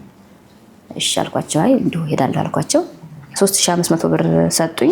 እሱ ይሄ ልጅ እንግዲህ እሱ ቤተሰብ መሀል ስለሆነ እሱ ነው ይዟት የጠፋው እንዳይባል ያጎቴ ልጅ፣ እኔ ሮቤ ከተማ ወደዚህ ነኝ፣ እሷ ደግሞ ወደዛኛው በኩል ነች፣ እዛ አለች ያጎቴ ልጅ እና እሱ ይዟት ሄደ እንዳይባል እሷ ጋር አንድ ሳምንት ተጠብቂኛል። እሷ በጣም መልካም ሰው ነች። እሷ ጋር ተቀመጥኩኝ ለአንድ ሳምንት። ስደውልለት ሰኞ እመጣለሁ ይለኛል፣ ማክሰኞ እመጣለሁ፣ ሮብ እመጣለሁ፣ ሐሙስ እመጣለሁ እያለ ልጁ ቆየ። ይሄኛው ልጅ ማለት ነው እቺ ያጎት ልጅ። እኔ ግን መቤት ይሄ ልጅ ግን ምንም ደስ አላለኝም፣ እንደው አንቺ ወደሽዋል መሰለኝ እንጂ ምንም ደስ አላለኝም አለችኝ። እኔ ደግሞ ረጅም ጊዜ ምልህ በመጠባበቅ ላይ ስለነበር ጉዝም ሆኜ እንደዛ ተስፋ ስለሰጠኝ ከኔ ምን ፈልጎ ተስፋ ሊሰጠኝ ይችላል? ስለዚህ እግዚአብሔር በቃ ተቀጭ ብሎ ነው የተቀጣሁት። አሁን ደግሞ እሱን አዘጋጅቶልኝ ነው ብዬ ስላሰብኩ እኮ እዚህ የመጣ ቀንም አብራችሁ እንዳትተኙ ያደረኩት ሁኔታው ስላላማረኝ ነው ምናምን አለችኝ። እሷ ዝም ብሎማ አይጠለኝም ምናምን አልኳት። እንደዛ ያን የዛን ቀን ብቻ እንደመጣ ሰኞ፣ ማክሰኞ፣ ሮብ፣ ሐሙስ እያለ ቀረ። ለአንድ ሳምንት ጠብቂኛለኝ ሰው 2 ወር ጠበቁት። 2 ወር ጠብቀው ያቺ ያጎቴ ልጅ ጥሩ ነች፣ ባሏን በጣም መልካም ነው፣ እሷም በጣም መልካም ነች። እኔ እንግዲህ እስካሁን ኖሬ እስከዛ እድሜ እሷ ጋር እስከምደርስበት ጊዜ ድረስ ደግ ሰው ያየሁት እሷን ነው። አይዞሽ በቃ እሱ ካልሆነ እኮ ችግር የለውም አንቺ ገና ስንት ነገር የሚቀርልሽ ነሽ እንዳታለቅሽ ምናምን ትለኛለች። ግን እኔ አይምሮ ይበዛው ትንሽ እንትን እየመጣ እየተነካ መጣ። እንቅልፍ እምቢ አለኝ። ነገሮችን መዘንጋት ጀመርኩ። ወደ ህመም ተቀየረ ማለት ነው ነገሩ። ተስፋ ያደረኩት ነገር እየተበላሸ ሆነ። ብቆይ ኖሮ ምልህ አመት ከምናምን ተቀምጬ እዛ ብቆይ ወይ ገንዘብ አገኝ ነበር ወይም ደግሞ አንድ የገባሁበት ህይወት ነው ወይ ሊስተካከል የሚችል ነበር። ሰው ሙሉ በሙሉ ቀረ ማለት ነው። ሙሉ ለሙሉ ቀረ። ነገሮችን አበላሽቼ ትችለት የወጣሁት ሰው እንዴት በዚህ ደረጃ ይጥለኛል ብዬ ማሰብ ጀመርኩ። ታማ ነበር እሷ የሆነ ጊዜ ላይ ለ6 አመት ያክል አልጋ ላይ ነበረች፣ የሆነ መድኃኒት ረግጣ ማለት ነው። እና ሆስፒታልም ጸበልም ስትሄድ አልዳነችም ነበርና እመቤት እኔ የሆነ የሚያውቅ ሰው እያለ እና እሱ ጋር ሂጂና እስኪ ይሄ ልጅ ይሆንሻል አይሆንሽም ጠይቂ። ሄድኩኝ። ትንሽ ራቅ ያለ ቦታ ነው። እንደ አዋቂ እንደሚባለው ነው። በቃ ጠንቋይ ህዝብ ነው ያለው እዛ። ጠንቋይ ሰውየው ጋር ህዝብ ነው ያለው። ከየትኛውም ከኢትዮጵያ ክልል ትላለ ከአዲስ አበባ ትላለ የሌለ ሰው የለም። ስታየው አሁን አንተ ያለበት እድሜ ያለ አይደል? ልክ አሁን ያለበት ፊዚካል እንደዛ ነው ልጁ። ልክ የሚናገርበት ሰዓት ሲደርስ ደግሞ ይቀየራል መሰለኝ። ልብስ ምናምን ሲቀየር እኔ ልብስ ቀይሮ አላየሁትም። መጀመሪያ ኖርማል ሆነ አይቼዋለሁ።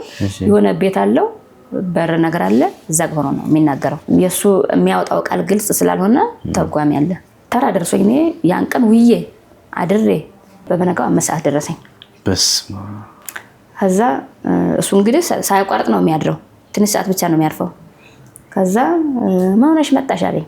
አያውቅም እንዴ ጠንቋይ ከሆነ ሄድሽበት ጉዳይ ማወቅ ነበረበት። ምን ሆነሽ መጣሽ አለኝ። አይ እንደዚህ አይነት ህይወት ላይ ነበር። ተንቀጠቀጥኩ እንግዲህ ፈራሁ። ተራ የምትቆምበት ቦታ አለ፣ ሰልፍ ነው እኮ እንደዚህ። ከዛ የሁሉም ሰው እየሰማሽ ነው። ሁሉም ሰው ጉዳዩን የሚያቀርበው ሌላው ሰው እየሰማ ነው። እሺ በግል ይሄ ጥፋትም ከሆነ ይሄ መጥፎ ነገር ከሆነ ይነግራል ማለት ጠንቋይ ነው። ዞሮ ዞሮ ሌላ ስም የለውም። ግን የሆነ ትክክለኛ ፍርድ የሚባል ነገር አለ አይደል? ዞሮ ግን ህዝብ በተሰበሰበበት ነው አንቺ ችግርሽን የምትናገሪ እሱ የሚናገረው። እሺ አንቺን ጠየቀሽ ምን ሆነሽ ነው የመጣሽው አለኝ።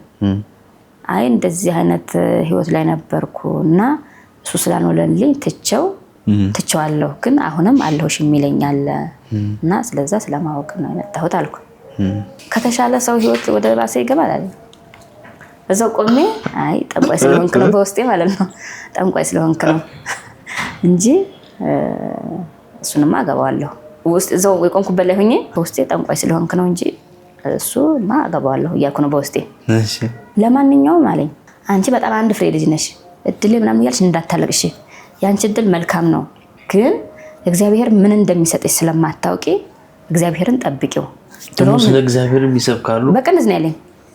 የእውነት እምልህ በጣም ያስኩት ነገር ስለሆነ ያጎደልኩት ነገር የለም። አሁን ስነግርህ አንቺ ልጅ ነሽ እድሌ ምናምን ብለሽ እንዳታለቅሽ። እግዚአብሔር የሚሰብኩ ከሆነና እግዚአብሔር ያውቃል ብሎ የሚያስቡ ከሆነ የነሱ መጠንቆል ምንድነው? አላውቅም፣ እሱን አላውቅም። ግን እሱ ምንድነው ያለኝ እግዚአብሔር ምን እንደሚሰጥሽ ስለማታውቂ እግዚአብሔርን ጠብቂው አለኝ። ይሄን ለማወቅ እሱ ጋር መሄድ አይጠበቅብኝም። እኔ የፈለኩት እሱ እንዲነግረኝ የፈለኩት ይሆናል እንዴ ነው የፈለኩት። ታገቢዋለሽ ምናምን እንዲለኝ ነው የፈለኩት። ተቀባላችሁ ትንሽ ቀን ጠብቂው፣ ምክንያቱም 2 ወር ጠብቂዋለሁ፣ 1 ሳምንት ብሎ 2 ወር ጠብቂዋለሁ፣ አሁንም ጠብቂው እንዲለኝ ነው የፈለኩት። አይሆንሽም እንዳለ ጨምላቃ ሰው ነው ድሮ የሰው ህይወት የሚያበላሸው ሲለኝ ጠንቋይ ስለሆንክ ነው አልኩት እኔ በውስጤ። ከዛ በቃ እኔ ምንም መፍትሄ እንግዲህ እግዚአብሔር መጠበቅ ከሆነማ እሱ ጋር መሄድ አይጠበቅብኝ ነበር። ወደ ቤት የተመለስኩ። ምን አለሽ ይሄን አለኝ። እንዴት በቃ እሷም የጠበቀችው ነገር ስለነበር ጓጉታ ምንም መፍትሄ የለም። ስለዚህ ያለኝ አማራጭ ስንት ብር ከፈልሽ? አይ ብር አይከፈልም፣ በነፃ ነው። አረቴ ምንድነው ጥቅሙ? እሱ ያው ሰው እንግዲህ ስለት ምናምን ይሳልና ስለታቸው ሲደርስላቸው በዛ ላይ ግብርና መሬት ሰፊ መሬት ያለበት ሀገር ነው። እንደዛ ከሆነ ነው እንጂ ገንዘብ ምናምን አይከፈልም። ከዛ በኋላ እዛም በቃ ከዚህ በኋላ መጠበቅ የለብኝም፣ በቃ ወደ አዲስ አበባ ልሄድ እንደማንኛውም ሰው እኖራለሁ ምናምን አልኳት። በቃ እሺ ሂጅ አለችኝ። እህቴ ጋር ስመጣ በቃ ቤተሰቦችንም ማየትም አስጠላኝ። አዲስ አበባ መጣሽ? አዎ አዲስ አበባ መጣሁ። ማን ያዳምጠኝ? ለማን ልናገር ይሄን ችግር? በቃ ስራዬ ማልቀስ ብቻ ሆነ። እህትሽ ጋር ያረፍሽው? አዎ እህቴ ጋር ያረፍኩት ማልቀስ ብቻ ሆነ ስራዬ። ምን ሆኜ ነው ልበላት? እሷ ደግሞ እዛ አግብቼ መሄድን ታውቃለች። ስለዚህ እዚህ አዲስ አበባ ያስቀመጥኩት ሰው እንዳለ ያስቀመጥኩት ሰው ኖሮ እሱን ብዬ መጥቼ ወይ ከድቶኝ አይነት ነገር የራሷን ግምት መስጠት ጀመረች። አይደለም እላታለሁ። ታዲያ ምን ሆነሽ ነው? እንዴት ብዬ ከባሌ ላይ ሰው አስኮብልሎኝ ነው የወጣሁት፣ እንዴት ልበል? ያን እዚያ የነበረውን ስቃይ ብናገር ማን ይረዳኛል? እናቴ ጋር ሄድኩኝ ክፍለ ሀገር፣ ከማን ጋር ልግባ ባውርቼ። ስለዚህ ተመልሼ እዚህ መምጣት ነው ያለብኝ አማራጭ። እዚህ መጣሁ ተመልሼ። በቃ እኔ ገዳም ብገባ ይሻለኛል ምናምን አልኳት እህቴ። እምቢ ብላ እስቲ 1 ወር ራስሽን ፈትሺው፣ ገዳምም እኮ እንደዚህ ዝም ብሎ አይኬድም፣ መጀመሪያ እዚህ አረፈ ያለችኝ። ምክንያቱም አሁን እብደት የሚባለው ነገር ላይ ደርሻለሁ።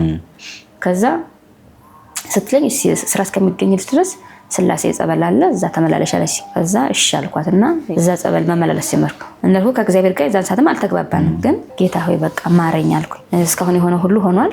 ጭራሽ አእምሮ ማጣትም አለለካ። እኔ እዛ ወቅት ላይ በነበርኩበት ማበድም መሞትም ለኔ ጥሩ ነበሩ፣ ግን ማበድ ደግሞ ከባድ ነው።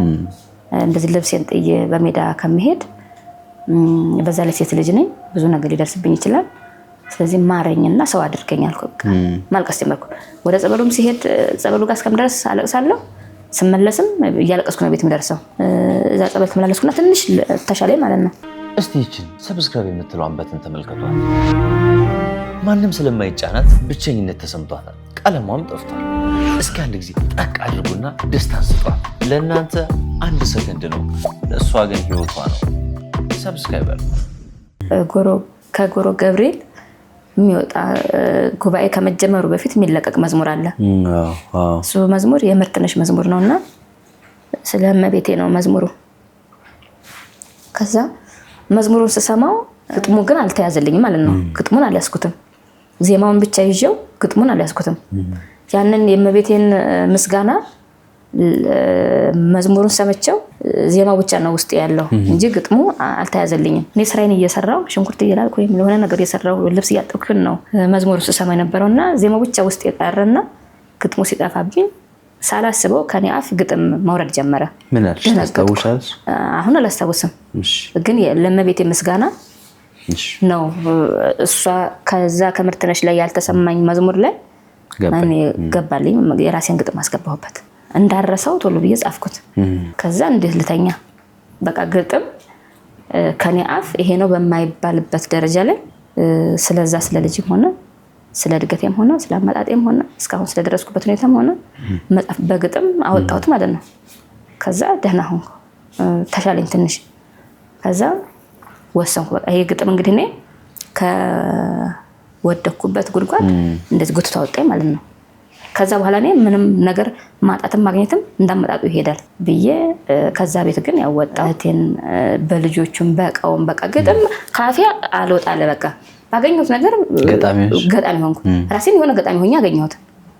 ከዛ ስለዚህ ሰው ሚዲያ ላይ ነገር ስቀርብ ግን እስከ ስንት ተምረሽ ነው እንደዚህ የምጽፊው ቢሉኝ እንኳን እንዳላፈር 4ኛ ክፍል ነው ያቋረጥኩት እንዳልል ትንሽማ መማር አለብኝ ብዬ እየሰራው መማርበት ቤት ገባውና እዛ ጥግ ከሚቀመጥ እኔ በዚህ ጥግ እሱ በዛ ጥግ ከሚቀመጥ ልጅ ጋር እንደዚህ አንድ ቀን እንደዚህ ጥርሱን አሞት፣ ወይኔ በጣም ቆንጅዬ ልጅ ነው፣ ወይኔ መግባባው ቢሆን ጥርሴን አሞኝ ስለሚያቅ ወይ ጥርስ መም ከባድ ነው መግባባው በሆነና አይዞህ ባልኩት። ምክንያቱም እኔ አሁን ሙሉ ተስፋ ላይ ነኝ። እኔ ለራሴ የሆነ ክብር ሰጥቻለሁ፣ የሆነ ከፍታ ሰጥቻለሁ ለራሴ ስለሆነ ያለፈው ነገር ትቼዋለሁ። ከፍ አድርጌ የነበረው ነገር ዝቅ ብሎብኛል እዛን ሰዓትና ወይኔ ባወራው እና በግባባውና አይዞህ ብለው ምናምን ያሰብኩ። ከዛ ድንገት አይን እሱ ወደ እኔ ሳይ እኔም ወደ እሱ ሳይ እንገጣጠም ጀመር። አንድ ቀን እሱ ከሽንት ቤት ሲመለስ እኔ ደግሞ ወደ ሽንት ቤት ሲሄድ ከጓደኛዬ ጋር እሱም ከጓደኛው ሲሄድ እንዲህ አየኝና አንቺን ነው የማገባው አለኝ። ኧረ ምናምን ብዬው ያው ቀልድ መስሎኝ ለከፋ ነው ብዬ ዝም አልኩ። ከዛ ትምህርት ቤትም ገጣሚ መሆኔን ሲያውቁ ነይ እስቲ አንድ ግጥም አቅርቢ። ያው የማታ ተማሪዎች ትልልቅ እንደውም እኔ ነኝ ትንሽ የምሆነው ትልልቅ ሰዎች ናቸውና እስቲ አንድ ግጥም አቅርቢ ይሉኛል። አስተማሪዎችም አቀርባለሁ። ከዛ ልጅ ጋር የሆነች ጓደኛው የነበረች ልጅ የኔ ጓደኛ ናት። ከሱ ጋር ፍቅረኛ ነበራችሁ ምናምን ስላት አዎ እና ተታረቁም። አይ መሬ ካመረረ አመረረ ነው ብሎኛል አለችኝ። ስለዚህ አገሬ ልጅ ነው ማለት ነው ብዬ አሰብኩ። ከዛ መሬ ስላለች ነው ምን ስላለሽ ነው የሀገርሽ ልጅ መሆን ያወቅሽ? የመሬ ሰው የመሬ ሰው ስትል የሀገርሽ ልጅ መሆን ስትል የሀገሬ ልጅ ነው ብዬ ያስኩት ለራሴ ነው ብዬ ዝም አልኩ። ተቀራረበን ከልጁ ጋር በደንብ ስልክ በጣም እናወራለን። በጣም ያስቀኛል። በቃ ከሱ ጋር ሳወራ የሆነ የሚሰጠኝ ሰላም አለ።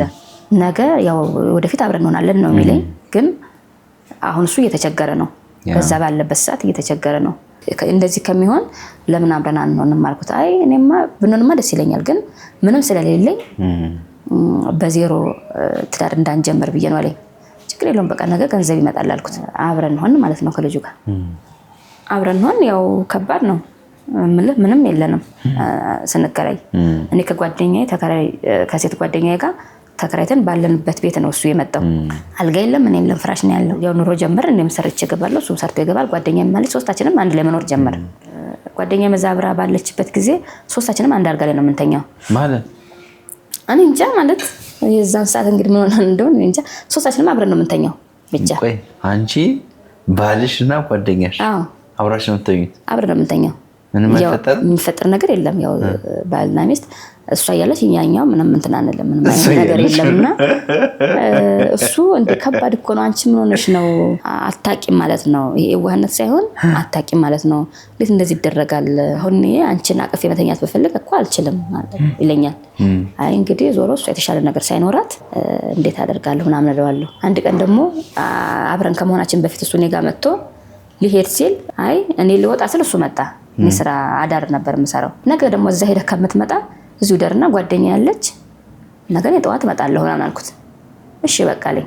ከዛ ስራ ቦታ ሄጄ ምን ነው እንትን የምትለው ጽዳቷ ምን ነው ዛሬ ደግሞ እንቅልፍሽ አለቀቀሽም እንዴ ፊትሽን ጥለሽዋል ወይስ ጓደኛሽን አላገኘሽም አለችኝ። ኧረ አግኝቻለሁ እንደውም ቤት እኮ ነው ያለው ምናምን አልኳት። ጓደኛሽስ አለችኝ። እሷም አለች። ሁለቱም ነው ተሻቸው የመጣሽው አለችኝ። አዎ። ኧረ ያንቺስ በዛችኝ። አይ ነው ቸገረኝ። ጠፍተኝ አይደለም ግን ሰው ማለት እምነቱን ማጉደል ከፈለገ ለፈለገው እግዚአብሔር መልከተው እኔ ጠብቄ ማለት አይደለም እንደዚህ አይነት ሰው ካሰቡ ምናምን አልኳት። ግን አይደረግም ለሌላ ጊዜ አልሽና ያቺ ጓደኛ ራሱ እስካሁንም አለች። ግን ያንን ጊዜ ስታስታውሰው ያናድደታል ማለት አይደረግም። እንደው አንቺ አምነሽ ነፃ ወጣሽ፣ ግን እኛ ምን ሆነን ነው ምናምን አለችኝና በዛ ሁኔታ ከሱ ጋር አብረን ሆን። ከዛ አረገዝኩ ደው አረገዝኩ። እርግዝናው ትንሽ ከዛኛው የከፋ ነበረ። ግን ይሄ ቤቴ ስለሆነ ምንም ነገር ባይኖረኝም አንደኛ ፍቅር ግን ያው የለኝም። አሁንም ከዛኛውም ጋር አሁን ካገባሁትም ጋር ሚስት መሆን ይሄ ባልና ሚስት የሚባለውን ነገር ማምጣት አቃተኝ። አንደኛ የሰው አይደለም፣ ሁለተኛ ያው ዝም ብሎ እግዚአብሔር በሆነ ሁኔታ ላይ የሚያስቀምጥ ነገር አለ አይደል? እንደዛ አስቀመጠኝ ብዬ ነው የማስበው እንጂ ያው እንደ ሚስት ለመሆን እየታገልኩ ግን መሆን እያቃተኝ ነው። በቃ እንደ መኝታም ላይ በጣም ተቸገርኩ ነኝ። እመቤት እኔ ችግር የለውም ግን ሌላ ሰው ግን እስካሁን የተወሽ ነበረ። ባልና ሚስት እኮ አብሮ ከተኛ ነው እኮ የለው ምናምን ይለኛል። ለኔ ደግሞ በጣም ከባድ ሆነብኝ። ከዛ ይተውሻል የሚለውን ነገር ሲያስብ ጌታ ሆይ በቃ ሰው እንዴት ነው ፍላጎትን የሚኖረው? ምን ይሻለኛል? በቃ ትዳሬን እንዳላጣ አንተ ጠብቀኝ ምናምን ማለት ጀመርኩ። ቆየሁኝ ያው መቸገር ጀመርኩኝ። እዚህም ጉዞኜ ለከስራ ቆሜ አርግዤ እርግዝናውን ከባድ ነው ያምረኛል። ሲያምረኝ ግን ምንም ነገር ማግኘት አልችልም። እሱ በ15 ቀን 600 ቀን ስራ እየሰራ ማለት ነው የሚያመጣው። ያንን የ15 ቀኑን ለቤት ኪራይ እንከፍላለን፣ የ15 ቀኑን ደግሞ ለአስቤዛ። ስለዚህ እኔ የሆነ ስራ መስራት አለብኝ ብዬ ያከራዩኝ ሰዎች ሽንኩርት ማነው ድንች ምናምን ቲማቲም አምጥተው እዛ ላይ እንደ ጉሊት ይሸጣሉ። እኔ አንቺም ስሪ መቤት ለምን ትቸገሪያለሽ? ቢያንስ እሱ የቤት ኪራይ ከሸፈነ አንቺ የቤቱን ትችያለሽ ምናምን አሉኝ። እዛ እያመጣው መስራት ጀመርኩ። ግን እኔና ባሌ በጣም የተራራቀን ሰዎች ነን። ያለኝን ልብስ እንዳለ አውጥቼ እኔ ቢጃማ እየለበስኩ ለልዋጭ ለሆነ ብርጭቆ ለሆነ ሳህን መለብሰው እስከማጣ ማለት ነው። እኔ ቤታችን ቤት እንዲመስል የታገልኩ ነበርና እሱ ደግሞ ያው የመጠጣት ነገር አመል ምናምን የለውም። ግን ቶሎ የመገንፈል ነገር ምክንያታዊ ባልሆነ ነገር ይናደዳል። ድንገት ተናዶ አልሆነ ጥፋት ውስጥ እንደዛ ያደርጋልና ይሄ ነገር አሁንም ልክ አይደለሁም ማለት ጀመርኩ። አሁን ተሳስቻለሁ ማለት ነው። እንዴ ባይሆን ኖሮ ጥሩ ነበር። ግን እንዲህ ከሆነ ደግሞ ምን ማድረግ አልችልም። ስለዚህ ስኬት ለሌለው ነገር ነው የገባሁበት ማለት ነው ብዬ ያው ልጅ ወለድኩ፣ ሴት ልጅ ወለድኩ። እንደዛው እያዘንኩ እንዴት ነው ከዚህ ጋር የምንቀጥለው አይነት ተስፋ ላይ በዚህ ሁኔታው እሱ እንደዚህ ከሆነ እንዴት ነው ኑሯችን ኑሮ የሚሆነው ብዬ እየተጨነቁ መቀጠል ጀመርን። ብቻ ቀጠልን። ከዛ ያው ከባለቤቴ ጋር ያለው ነገር ያኔ ያህል ጥሩ በሚባል ሁኔታ ላይ ባይሆንም ግን ኑሮ ነው በቃ ባለቤቴ ማዕመሉ ነው ብዬ መቻል ጀመርኩ። ቢመታኝም አሉሉ ቃላቶችን ቢጠቀምም ዝም እላለሁ። በቃ መልስ አልሰጥም፣ መልስም አልሰጠውም፣ ዝም ነው የምለው። እንደምንም ያው ልጅ ያደገች ከዛ ሁኔታው እንደማይቀጥል የሆነ ሰዓት ላይ በፊትም ከመገናኘታችን በፊትም ህልም አይቻለሁ። እንደዚህ ረጅም መንገድ ሄደን የሆነ ቦታ ላይ ስንደርስ ግን አጥራለሁ መንገዱ ዘለቄታ እንደሌለው ያንን ህልም ማስታወስኩ። ስለዚህ እኔ በአንድ ልጅ መቅረት የለብኝም። ምንም ሆኜ አሳድጋታለሁ። 4 ሰዓትም ቢሆን ሰው ጋር ተቀጥሬም ቢሆን አሳድጋለሁ። ግን በአንድ ልጅ ግን አልቀርም። ስለዚህ ሁለተኛ መቼም ወንድ አላይም። ከሁለት አባት 2 ልጅ አይኖረኝም። ስለዚህ ብደግም ይሻለኛል አልኩና ሁለተኛ ረገዝኩ። ከሱ ደገምኩ። ከዛ ከሱ ደገምኩ፣ ወንድ ሆነ። ያው እንደዛ ሆነ። ተስፋ አልቆረጥኩም። እኔ ስናደር ተስፋ ቆርጥና ምናልባትም እኮ ነገ ጽሁፌ ተስተካክሎ የሆነ ቦታ ላይ ደርስ እችላለሁ። እንዴት እንደተቸገርኩ ላልቀጥል እችላለሁ። መልሼ ተስፋ ሳደርግ መልሶ እሱ ተስፋ እንድቆርጥ ያደርገኛል። ምክንያቱም እኔ ስዬ የመጣሁት ባላለ እሱ አልሆነም። ከአንድ ሁለቴ ያገኘኋቸው ሰዎች አይደሉም። እኔ በከፋኝ ሰዓት እንዲያቅፈኝ እፈልጋለሁ። አይዞሽ በቃ እኔ ያለሁልሽ፣ እኔ ባልሽ አለሁልሽ ብሎ መከታ እንደሆነ ይፈልጋለሁ። ግን እሱ ያለን መሆን አልቻለም። እኔ ብቻዬን ከማልቀስና ችግሬን ቤተክርስቲያን ሄጄ ነው የማካፍለው። በቃ ያንን ግጥም ከጀመርኩ ጊዜ ጀምሮ እኔ ከእግዚአብሔር ጋር ብቻ ሆነ ግንኙነቴ። ምን አይነት ነገር አብሮ መጥቷል። እኔ ኖረኝም አልኖረኝም ከኔ የሚፈልግ ሰው ካለ ኃጢአት ካልሆነ በስተቀር ለሌሎች መስጠት ያስደስተኛል። በቃ ለእኔ ተስፋ የሚሆነኝ ነገን ለማስቀጠል ተስፋ የሚሆነኝ ነገር፣ ደስታ የሚሰጠኝ ነገር ለሌሎች መሆን፣ ለሌሎች የሆነ ነገር ማድረግ፣ ለሌሎች ደስታ መሆን። ኖረኝ አልኖረኝ አለም እኔ አንድ እንጀራ ካለኝ ጎረቤቴ ምንም ከሌላት ግማሹን ለኔ ይቀመጥ አይደለም የኔን አንተ ትሰጠኛለህ ብዬ ነው እንትን የምለውና ያው አሁን እሱ እኔ አሁን የልጆች አባት ስለሆነ እንደ ወቀሳ ሳይሆን ወዶ ነው ብዬም አላስብም። በቃ ማለት ምን አይነት የህይወት አጋጣሚ ነው እሱንም የያዘው። ስለዚህ ከኔ ጋር ተነጋግረን መግባባት አንችልም። ምን ሆነሽ እያለቀሱ ከሆነ ምን ሆነሽ ነው ይለኝና ችግሬን ስነግረው መፍትሄው ላይ የለም፣ እሱ መፍትሄው ላይ የለም። ስለዚህ እኔ ተለያያችሁ በሂደት ተለያየን። ከዛ በኋላ አንቺ 2 ልጆች ይዘሽ ላይፍ እንዴት ነው የቀጠለው? እሱ ቅርብ ጊዜ ነው እሱ የተለያየ ነው፣ ቅርብ ጊዜ ነው። 2012 ላይ ያ በስዕል ማስበው ሰው ነበር አይደለ? እሱን በህልም ያየሁት ሳየው እንግዲህ ሁለተኛ ላይ ሲወልድ እኮ ሁለተኛ ወንድ በደረሰበት ላልደርስ ነው፣ ወንድ የሚባል ነገር ላላስብ ነው። ከዛ ግን በህልምሽ መጣ? በህልም መጣ ያ ሰው። ባልሽ ጋር ያለሽ አይደለም እያለሁ አራቴ የእውነት በህልም ያየሁት። ከዛ ከባሌ ጋር እየኖርኩኝ የዛን የህልሜን ሰው እምነት ያጎደልኩ እስኪመስለኝ ድረስ ያ ሰው የሆነ ቀን እንደሚመጣ እንትን አልኩ። አንቺ አሁን ያለው ባልሽ ጋር ሳይሆን ቺት እያረግሽ እንደሆነ የሚሰማሽ ገና ያልመጣው ገና ያልሳልሽው ባል ላይ እኮ ብልግና የፈጸምኩ ይመስለኛል። እኔ እንግዲህ የፍቅር ድራማ፣ የፍቅር ፊልም፣ መጽሐፎችን አንብቤያለሁ፣ ራሴም እየጻፍኩ ነው። ፍቅር ለኔ ግዙፍ ሆኖ ያስቀመጥኩት ነገር ነው። ትልቅ ነገር አድርጌ አስቀምጬዋለሁ። ስለዚህ ያ የሳልኩት ነገር ደግሞ እኔ ጋር የለም። ያ በህልም ያየሁት ደግሞ በጣም የሚያፈቅረኝ፣ በጣም የማፈቅረው ብቻ የፍቅር ልክ ያየሁበት ሰው ነው። በዛ ህልም ውስጥ ጠዋት ተነስቼ ለአከራይ ለጎረቤቶች ስነግራቸው ያን ህልም እንደው ማለቂያ የለውም ምናምን ብለው ዝም አሉኝ። እኔ ግን ያንን ህልም ናፈቅኩት። የእውነት ያው ቺፕስ ምናምን ነበር የምሰራው የዛን ሰዓት። እግዚአብሔር በሆነ ዘዴ ምግብ ቤት ሰጠኝ ማለት ነው። በቃ ሰጠኝ። እኔ ብር ኖሮኝ አይደለም። ምግብ ቤት ሰጠኝ ማለት ምግብ ቤት ከፈትሽ? አዎ። ብር ነበረሽ? አልነበረኝም። እና እንዴት ተከፈተ? በቃ በራሱ ዘዴ ነው ማለት ይሄ ማለት ያው ፈጣሪ መቼም ራሱ ወርዶ አያደርግም ወይ ሰው በሰው ይልካል። አዎ ሰው ነው የላከው፣ የሆነ መንገድ ሰው ነው የላከው። እሺ ሰው ነው የላከው ስለ እዛ ቺፕስ እየሰራሁ እኔ የሆነች ልጅ ቺፕስ ያከራየችን ሴትዮ ጋር ትግባባለች እና ምሳራ ነገር እኔ ተቀጥሬ የምሰራው ምግብ ቤት ስለነበረ የምግብ ቤትን ስራ ነው የማውቀው። የሆነ ስራ ብር ነበረኝ፣ የሆነ ስራ ልሰራ ፈልጌ ግን ሙያው የለኝም። ፀጉር ቤትም እያሰብኩ ነው፣ ምግብ ቤትም እያሰብኩ ነው አለችኝ። አይ ምግብ ቤት ክፈች አልኳት። እንደማማከር እኮ ነው እኔ ቺፕስን እየሰራሁ ነው እንደማማከር ይሻላል። አዎ እኔ አሳይሻለሁ ችግር የለውም አሰራሩን ምናምን እኔ ለአንድ 2 ቀን ምናምን አሳይሻለሁ ችግር የለውም ምናምን ስላት ይሻላል። አዎ ይሻል። አይ እንደዛማ አይሆንም እኔ ብር አለኝ አንቺ ደግሞ እውቀቱ አለሽ አብረን ነው የምንጀምረው አለችኝ። ገባኝ። ከዛ እሷ የመጀመሪያውን የ3 ወር ክራይ ከፈለች። እኔ ደግሞ እሷ ሌላ ስራ አላት ውላ የምትገባበት ሰራተኛ ነው የቀጠር። በሷ ቦታ ሌላ ሰራተኛ ቀጠር። እኔ በጣም መስራት ጀመርኩ። ጀመርንበት ቦታውም አሪፍ ነው። ደህና በቃ ጦር በሚባል ደረጃ ታዋቂ ሆንኩ። በቃ እዛ ሰፈር ስቲል ባልሽ ጋር ነው ያለሽ? አዎ እዛ እየሰራን እያለን እሷ ያው አብራኝ ስለማትውል እኔ ማጠፋ ምናምን መሰላት። እንደውም እኔ እያጣሁ እሷ የመጀመሪያው ክራይ መነሻው እሷ ብር ስለሆነ ለሷ ነበር መሰጣት። ለኔ ይሄን ያክል ከሰጠችኝ ለራሷ ምን ያክል ወስዳ ነው የሚለው ነገር አሳስባት መስለኝ። እኔ ደግሞ እኔን ሳይሆን አንቺ ማመን ያለብሽ ፈጣሪን ማመን ነው ያልኳት። ፈጣሪና አምነሽ ነው እኔ ብታምኚም ለራስሽ ነው ባታምኚም ችግር የለውም። ከዛ በኋላ ነው ወደ ራስሽ የተቀለልሽው? ለራሴ እየሰራሁ እያለ የሆነ ጋለሪ ነበረ እዛ ጋጂ ታክሲ ተራው ጋር አለም ጋለሪ ግጥም የሚቀርብበት ቤት አለ። እዛ ሄጄ የተቀረጽኩት አንድ ግጥም ሴተኛ ዳሪ ነኝ የሚል ግጥም አለ። ሴተኛ ዳሪ ነኝ?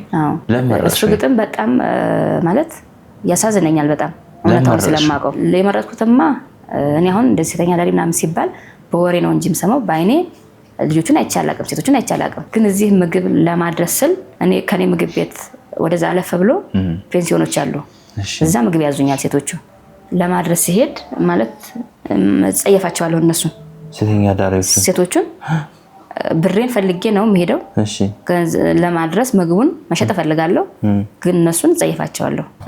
ማለት እንደ ሰው ያለ መቁጠር ነገር ያልጋቸው ምናምን እንዳይነካኝ ምግቡን ውስጥ አድርጊው ምናምን ሲሉኝ ወይም ውስጥ ነው ከሆነ የሚያዙኝ አልጋው እንዳይነካኝ እንድትሪውን እጄን ሳይነካኝ ለቀዋለሁ ትሪውን ማለት ነው።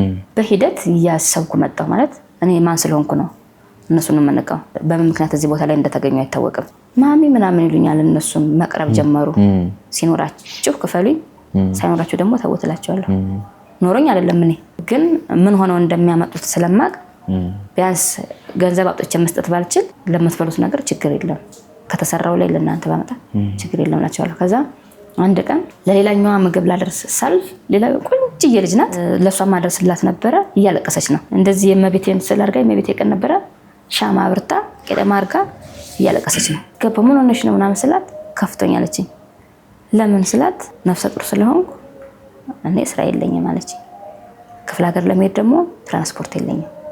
እኔ ቀበጥ የሀብታም ልጅ የነበርኩና ቤተሰብ ያለኝ ነኝ። ሳላስበው እዚህ ህይወት ውስጥ ገባሁ፣ ግን መውጣት አቃተኝ። አሁን ደግሞ 8 ወሬ ነው። እስከዛሬ እየሰራሁ ነው 8 ወርም ሆነኝ፣ ግን አሁን ደግሞ ወደ እየገፋ ሲሄድ ቆንጆ 8 ወርም ሆኖ ይሰራሉ። 8 ወር ሆና እንግዲህ እየሰራች ነው። እኔም አብሬያት አለቀስኩ። የወንዶቹ ነው የሚገርመው። የወንዶቹ ይገርማል። 8 ወር የሆናት ሴት ጋር በጣም እና ክፍለ ሀገር ለመሄድ ብር የለኝም። እዚህ ለመቆየት ግዴታ በየቀኑ ያልጋ መክፈል አለብኝ። ከማልቀስ በላይ ምንም ማድረግ አልችልም። እኔ በወቅቱ እሷን በለቅሶ ብቻ ነው ያገዝኳት። እስቲ ንገሪኝ ማለት እስቲ ንገሪኝ፣ ይሄ ህይወት ምንድነው? ከእግዚአብሔር ጋርስ እንዴት ነው የምታወሩት ምናምን አልኳት። አሁን እኔ ራሴን ንጹህ አድርጌ ስለማስብ እነሱ እንደረከሱ ስለሚሰማኝ ማለት እግዚአብሔር ምንድነው የምትሉት? እኔ አሁን ለምሳሌ እግዚአብሔር ፊት ቀርቤ በነፃነት መጠየቅ የምፈልገውን ጠይቃለሁ።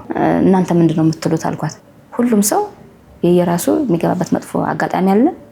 ሁሉም ሰው ደግሞ እንደ ድል ሆኖ ደግሞ ጥሩ ህይወት ላይ የሚሆን አለ።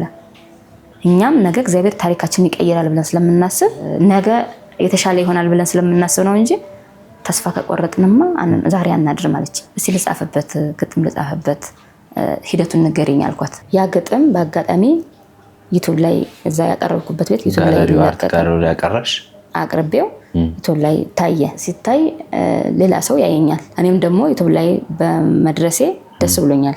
እዚህ ቤት ያለችው ልጅ ምግቧ በጣም ነው የሚጣፍጠው፣ በዛ ላይ ገጣሚ ነች ይሉታል። ሆነ ሰው ይመጣል ዝም ብሎ ምግብ ከሆኑ ሰዎች ጋር አዞ በልቶ ዝም ትጽፍ ያልቻለው እስቲ አንብቢልኝ ምናምን ይለኛል። እሺ ብዬው አነብለታለሁ። እዛ ላይ ገብቶ ዩቲዩብ ላይ እንዳየው ምን ብሎ መግባት እንዳለበት ነግሬው ሄደ።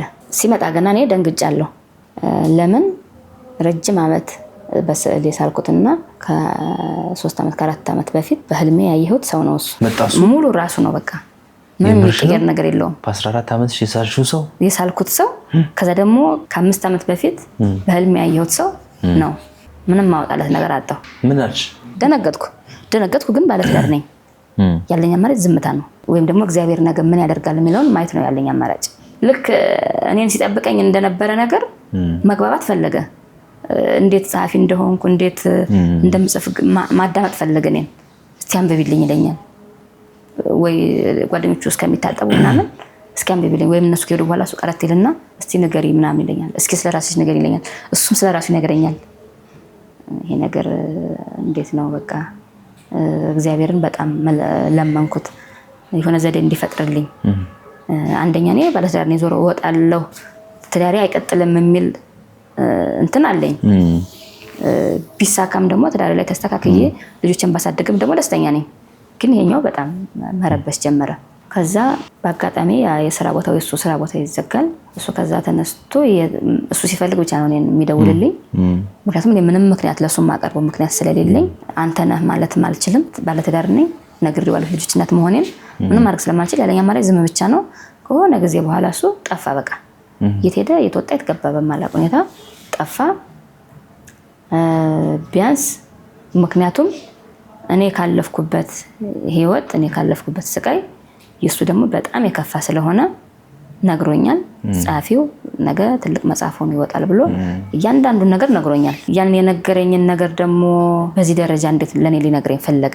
ለምንስ እኔ እንድጽፈው ፈለገ? ለምን ራሱ አልጻፈው ምናምን ብዬም ጽፌው ነበረ። በቃ ባንቺ መጽሐፍ ይውጣ ምናምን አለኝ። ከዛ ጠፋ። ረጅም ጊዜ ሲጠፋ በቃ ተስፋ ቆርጦ ራሱን አጥፍቶ ነው። የሆነ ሰዓት ላይ ሞተን ቢብሎኛል ብሎኝ ስለነበረ ምድር ላይ ይለኛል ከባድ ነገር የሚባለው ገንዘብ ማጣት ማግኘት ወይም ጤና ማጣት አይደለም ይለኛል። ሞትን ፈልገሽ ማጣት ነው። ማረፍ ፈልገሽ ማረፍ አለመቻል ነው ይለኛል። እና ስለዚህ ሞት ምናልባት ፈልጎት አጥቶት ስለነበረ በገመድም በመድኃኒትም ሞክሬም ቢብሎኝ ነው ብሎኛል። እያሸነፍኩት ተነሳሁ። ሁሉም እምቢ አሉኝ። የኔን ነፍስ ማጥፋት አልቻሉም ብሎኝ ስለነበረ ስለዚህ አሁን እሺ ብሎት ሞቶ ነው ብዬ በጣም በውስጥ የማዘን ጀመርኩ። ሆነ ጊዜ በኋላ ደወለልኝ። ሀገር ውስጥ አይደለም እሱ እዛ ነው ያለው። ተስፋ እንዳልቆርጥ ነገ የተሻለ ቦታ መድረስ እንደምችል ነገረኝ። ከሆነ ጊዜ በኋላ ደግሞ ተመልሶ መጣ። በአካል ተገናኘን። በግጥሞቼ ዞሮ ያለሁበት እውነታ ይሄ ቢሆንም ለማስረዳት ግን እውነቱን ለሱ ለመናገር ፈለኩ። ስነግረው ምንድን ያለኝ እሱ ለኔ አንቺ ትልቅ ቦታ አለሽ እና አንቺ በሆነ ነገር ብንቀራረብ በሆነ አጋጣሚ ሊፈርስ ይችላል። እኔ ደግሞ ከቤተሰቦቼ እንዳንዷ በህይወቴ አለችኝ የምላት ሰው አንቺ ብቻ እንድትሆኝ ስለመፈልግ ግንኙነታችን በዚህ ነው የሚቀጥለው አለኝ። እሺ አልኩት። ተመልሶ ሄደ። ከዛ በቃ እሱ አሁን እንጃ አሁን በምንም ሁኔታ አንገናኝም። በመሃል ቦሌ መድኃኔዓለም ፊት ለፊትና በአዲስ አበባ ስቴዲየም የሱቅ ባለቤት ልናደርገውት ነው። በሚቀጥሉት 2 ወራት ብቻ በሚቆየው ልዩ የ30% ቅናሽ ጥንቅቅ ብለው ያለቁ ሱቆች እርስዎን ይጠብቃሉ። ዴማ ሪል ስቴት ቅንጦት ይገባዎታል። የዛሬ ዓመት አካባቢ በቃ እኔ እስቲ አንድ ቀዳም ልሂድና እግዚአብሔርን በእርጋታ ልጠይቀው። እዛ ስውሯ ማርያም ሄጄ አለቀስኩኝ። በእውነት በጣም አለቀስኩ። ሌሊት እንደውም እዛም ሄጄ ልብስ ማሊያስኩ ነበር። እኔ ገዳምን አባቱ ባይለበስስ በላስ ብዬ በባዶ እጅ እናቴም ስለነበረች ልጆችን ጥዬ ስለሄድኩኝ አንድ ጋቢ ነው ያስኩት። በዚህ በኩል ስስበው በዚህ በኩል ይበርደኛል። ወደዚህ ስለው ቀና ስል በቃ ሰው እንዳለ ተኝቷል ግቢ ሙሉ። ለምቤቴ ግጥም ጻፍኩላት። የዛን ሰዓት ትሰማኛለች አትሰማኝም የሚለው እውነት ኖሮኝ አይደለም፣ ግን ነግራታለሁ። አሁንም እዚህ ሄጄ እኔ ከብዶኛል፣ ከሰዎች ጋር ተመሳስሎ መኖር ከብዶኛል። እኔ ማውቀው እውነት ወይ እግዚአብሔር እሱን ተከትየው ከመጀመሪያው ትዳር ህይወት ከሚሰጠኝ ይልቅ እሱን ተከትየ እንድኖር ቢያደርገኝ ጥሩ ነበር። ትዳር ከሰጠኝ ደግሞ የተባረከ ሰው ጋር ቢያገናኘኝ ጥሩ ነበር። እኔ እውነት አለ በውስጤ ትክክለኛ የሆነ እውነት አለ፣ ግን ሰዎች እኔን አይረዱኝም። ሌሊት እዛው ስልኬን አውጥቼ ስለበረደኝ ሰው ሁሉ ተኝቷል። እኔ ግን ከመቤቴ ጋር ማውራት ጀመርኩኝ። ስልክሽን ወጣሽው ለዛ ነው? አዎ ላንብብላችሁ። እሺ በደስታ ወደዚህ ስስበው ነው ያው ልክ እንደ ጋቢው ወደዚህ ስስበው ከዚህ አጥራል ልብሴ ስላጠረብኝ ህይወቴ ላይ ለዛ ነው ወደዚህ ስስበው ነው ርዕሱ። እሺ ወደዚህ ስስበው ከዚህ አጥራል ልብሴ አይደለችም ሙሉ ራቁቷን ነች ነፍሴ። አይኖቼ ታውረው ተሰነካክዬ እንዳልወድቅ በዱር መልሽኝ በጊዜ ይግባኝ አንቺ ፍቅር መስሎኝ ስጥለው ልብስሽን የእውቀት ብዛት መስሎኝ ስርቀው ቤትሽን ለካ ባዶዬን ነኝ የምታይ በርቃኔ በእቅፍሽ ያለው ዘንግቸው መሆኑን ሞቶ ነፍስ የሰጠኝ የህይወት መድኔ ዛሬ ገብቶኝ መጣሁ ባቀፍሽው እሳት ነው ከህመሜ ድኜ ዛሬ መታየቴ። እና ይሄ እንግዲህ ሌሊት ተነስቼ ጻፍኩ። ሌሊት ተነስተሽ ጻፍሽው? አዎ ምንድነው ለኔ እግዚአብሔር ያው ሁሉ ነገር ነው እንዳልኩ። አረ እኔ አሁን እዚህ ምግብ ቤት አሁን 4 ዓመቴ ነውና ይሄ ለቤት ኪራይ ይሄ ለኔ ወጪ አይደለም። እኔ አንተን ሂሳብ ሰራለሁ፣ አንተ እኔን ሂሳብ ትሰራለህ። እዛ ጋር የተቸገሩ መተው ከፈጣሪ ጋር እንደዛም ተዋሪው? አዎ እንደዛ ነው የምለው። አንተ እኔን ሂሳብ ስራ፣ እኔ አንተ ሂሳብ ሰራለሁ። እዚህ ጋር አንተ የምትልካቸውን እኔ ፊቴን አትቆጥሬ አልመልስም። እኔ ደግሞ አንተ ፊት ተቆጥሮብኝ አልመለስም እላለሁና አንቺ ነጋዴ እኮ እንደዚህ አይደለም፣ ነጋዴ ጨካኛ ነው መሆን ያለበት ለማትረፍ። አንቺ ደግሞ እንደዛ አይደለሽም ይሉኛል። ማለት ሁሉም አላዋቂነቴን ነው የሚያዩት። እኔ ደግሞ ማውቀው እውነት አለ። እግዚአብሔር ስራብም ስጠማም ሲበርደኝም ያውቃል። እኔን ያስቀመጠኝ የእነሱን ረሃብ ልሸፍን ከሆነ መልሰስት እንግዲህ አቅሜ እየደከመ ስለነበረ ቤቱ ሰፊ ነበር ያስኩት። አቅሜ እየደከመ ስለመጣ እነዛ እንዳልኩ በሴተኛ አዳሪነት ያሉት ልጆች አሉ። ለነሱ ምግብ ወስዳለሁ፣ ሂሳብ አልቀበልም። እየወረድኩ ስመጣ ከስሬ ልወጣ ሆነ። ከዛ በፊት ማቀው እሱ ጋር ተቀጥሬ መሰራው የነበረ ሰው መጠጡን እንዲሰራ አከራየሁት ማለት ነው። የሱ ጓደኛ በአጋጣሚ እዛ መጥቶ ሌላ ጊዜ ደህዋልክ እንድናደርክም የለንም። አንድ ቀን ቴሌ ጥሪ ማሳመሪያ ግጥም ተለቆ ነበር። የኔ ግጥም የሆነ ሰዓት ላይ ሙዬ እኮ እንደዚህ ቴሌ ላይ ጥሪ ማሳመሪያ ላይ እኮ ግጥሟ ተለቋል ምናምን ብሎ ለዛ ለጓደኛው ሲያሳይ ያ መጠጥ ያከራየው ሰው በበነጋው ነስቲ ምናምን አሉኝ። ባለቤቴም ነበረ ነስቲ ምናምን አሉኝና እስቲ እንዴት ነው ግጥም የምጽፊው? ነስቲ ድንገት ከረዳሽ ምናምን አለኝ። ሰውየው መናገር አልቻልኩም። እምባይል ያናገረኝ አልቻለም። እኔ እንደምችል ይሰማኛል፣ ግጥም እንደምችል ይሰማኛል፣ እንደምጽፍ ይሰማኛል፣ ጸሐፊ እንደሆንኩ ይሰማኛል። ግን በጽሁፌ ያተረፍኩት ነገር የለም። ራሴን ነው ያጣሁበት። ቀኔን ሌሊቴን የትኛውንም ሰዓቴን ነው ያጣሁበት በዚህ ጽሁፍና ተሳክቶልኝ የሆነ ቦታ ላይ ብደርስ ደግሞ ደስ ይለኛል። በቃ እኔ ማለት ጉድጓድ ውስጥ የተጣልኩ ሰው ነኝ። ግን የሆነ ሰው መጥቶ እንዳውጣኝ የምፈልግ ነኝ ምናምን ስለው ችግር የለም በቃ እኔ ካገኘው ከሰዎች ካጣሁ ደግሞ መንገድ ላይ ስለመብርሃን ብዬ መጽሐፍሽን በአይንሽ እንድታየው አደርግሻለሁ አለኝ። እሺ አልኩት። ከፍሎልኝ መጽሐፍ የታተመ።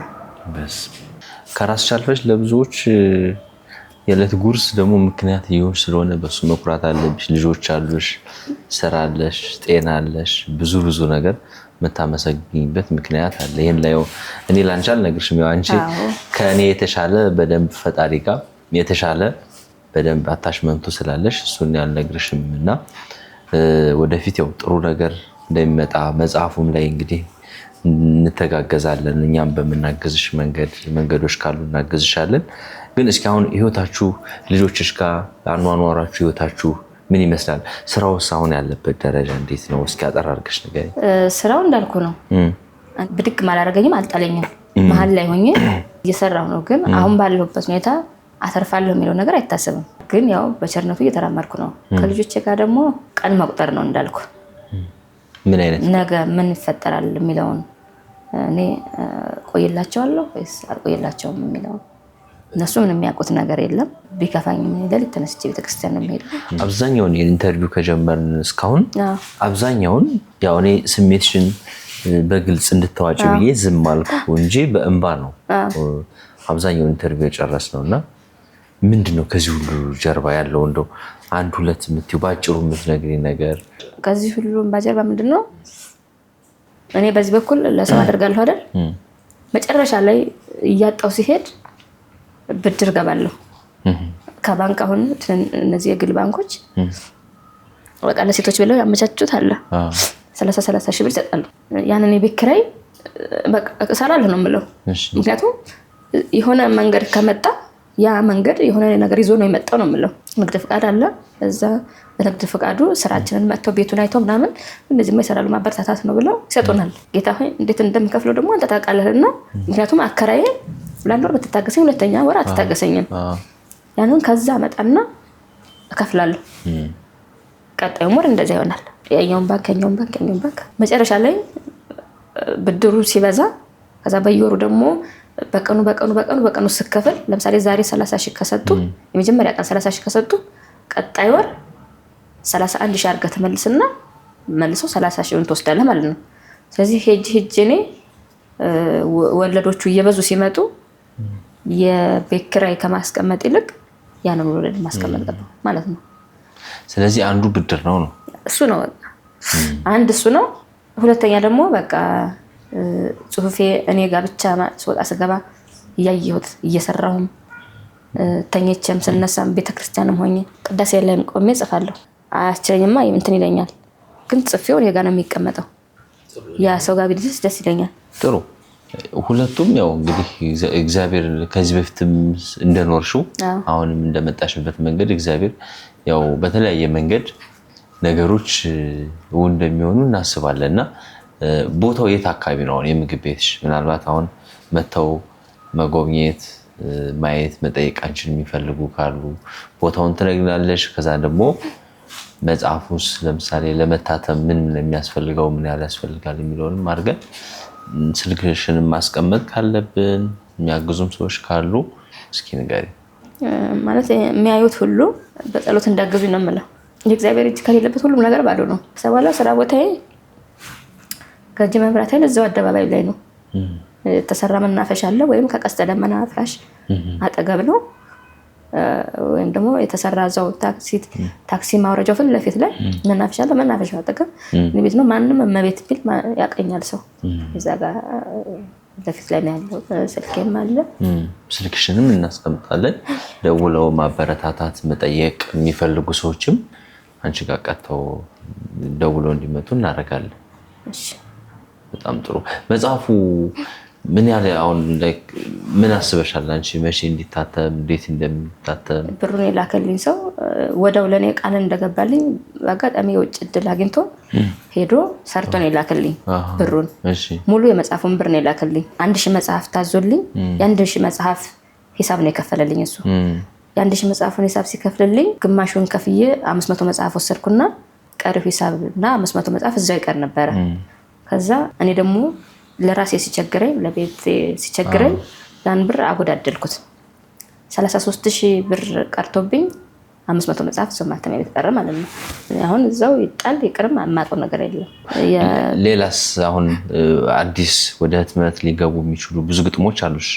በጣም ብዙ ከባባድ የሆኑ ስለ ህልም የሰውን ጭምር ሙሉ ለሙሉ እውነተኛ ታሪክ የሆኑ እያንዳንዱን ነገር ሲነግረኝ እንዲህ አይነት ነገር ሰው ልጅ ላይ ይፈጠራል ወይ እንዲህ አይነት ነገር ሰው ላይ አለ ወይ ብዬ እስከማስብ ድረስ እያለቀስኩ የጻፍኩት የኔም የሱም ታሪክ ሆኖ 300 ገጽ ላይ ነው አሁን ያለው።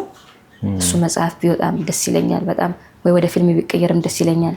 የሚከታተሉ በመላው ዓለም ያሉ ይሄን ፕሮግራም ይደውላሉ፣ ያገኙሻሉ፣ የሚችሉትን ያገዛሉ ያስባሉ። እኛም ከጎንሽ ነን፣ የሚችለው እናገዛለን። ለልጆችሽ በጣም ጠንካራ እናት መሆን አለብሽ።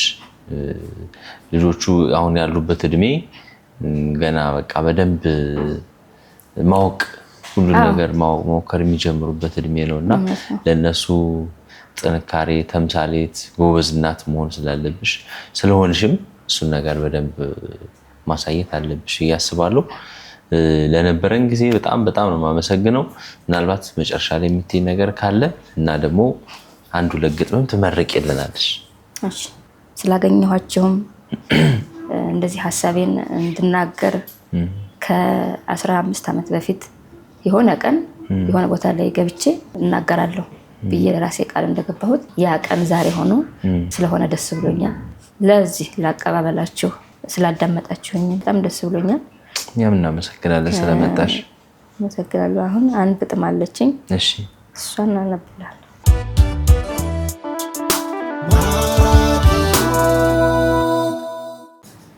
ያው መጽሐፉ ይሄ ነው። አምሮብሻል አሉ መጽሐፉ ራስ። ሴተኛ ዳሪ ነኝ ምናምንቴ ተስፋ አንዳችም የሌለኝ፣ በጨለማ መኖር ሴተኛ ዳሪ ነኝ። ዘመን እቆጥራለሁ ጠፍቶብኝ ቀዳዳ፣ የወደቀን አንሺ ጠፍቶ የሚረዳ፣ የዕለት እንጀራዬን በዚህ የምጎርሰው፣ እጅግር እያላት አትሰራም የምባል፣ እሱም ልክ እንደኔ የጠፋው ህይወቱ፣ በሆድ ያለው ልጅ ማን ይሆን አባቱ? አንገቴን ለገመድ ለመስጠት በሞክር 2 ነፍስ አጥፍቼ ጭራሽ ከመቀፋት፣ ለሷ ከብጃለሁ እኔው ልሸከማት። ቀጣይ የአውሮፓ መዳረሻችን ፈረንሳይ ፓሪስ፣ ጀርመን ፍራንክፈርት እና ኔዘርላንድ አምስተርዳም ሆኗል። ያሉን ቦታዎች ውስን ናቸው። አሁኑኑ በዚህ ቁጥር ደውለው ቦታ የያዙ በአውሮፓ የማይረሳ ድንቅ ጊዜን ያሳልፋሉ። ሁሌም ጉዞ፣ ሁሌም ጉብኝት አለ። ቬጂታን ኢትዮጵያ ቱር ኤንድ ትራቭል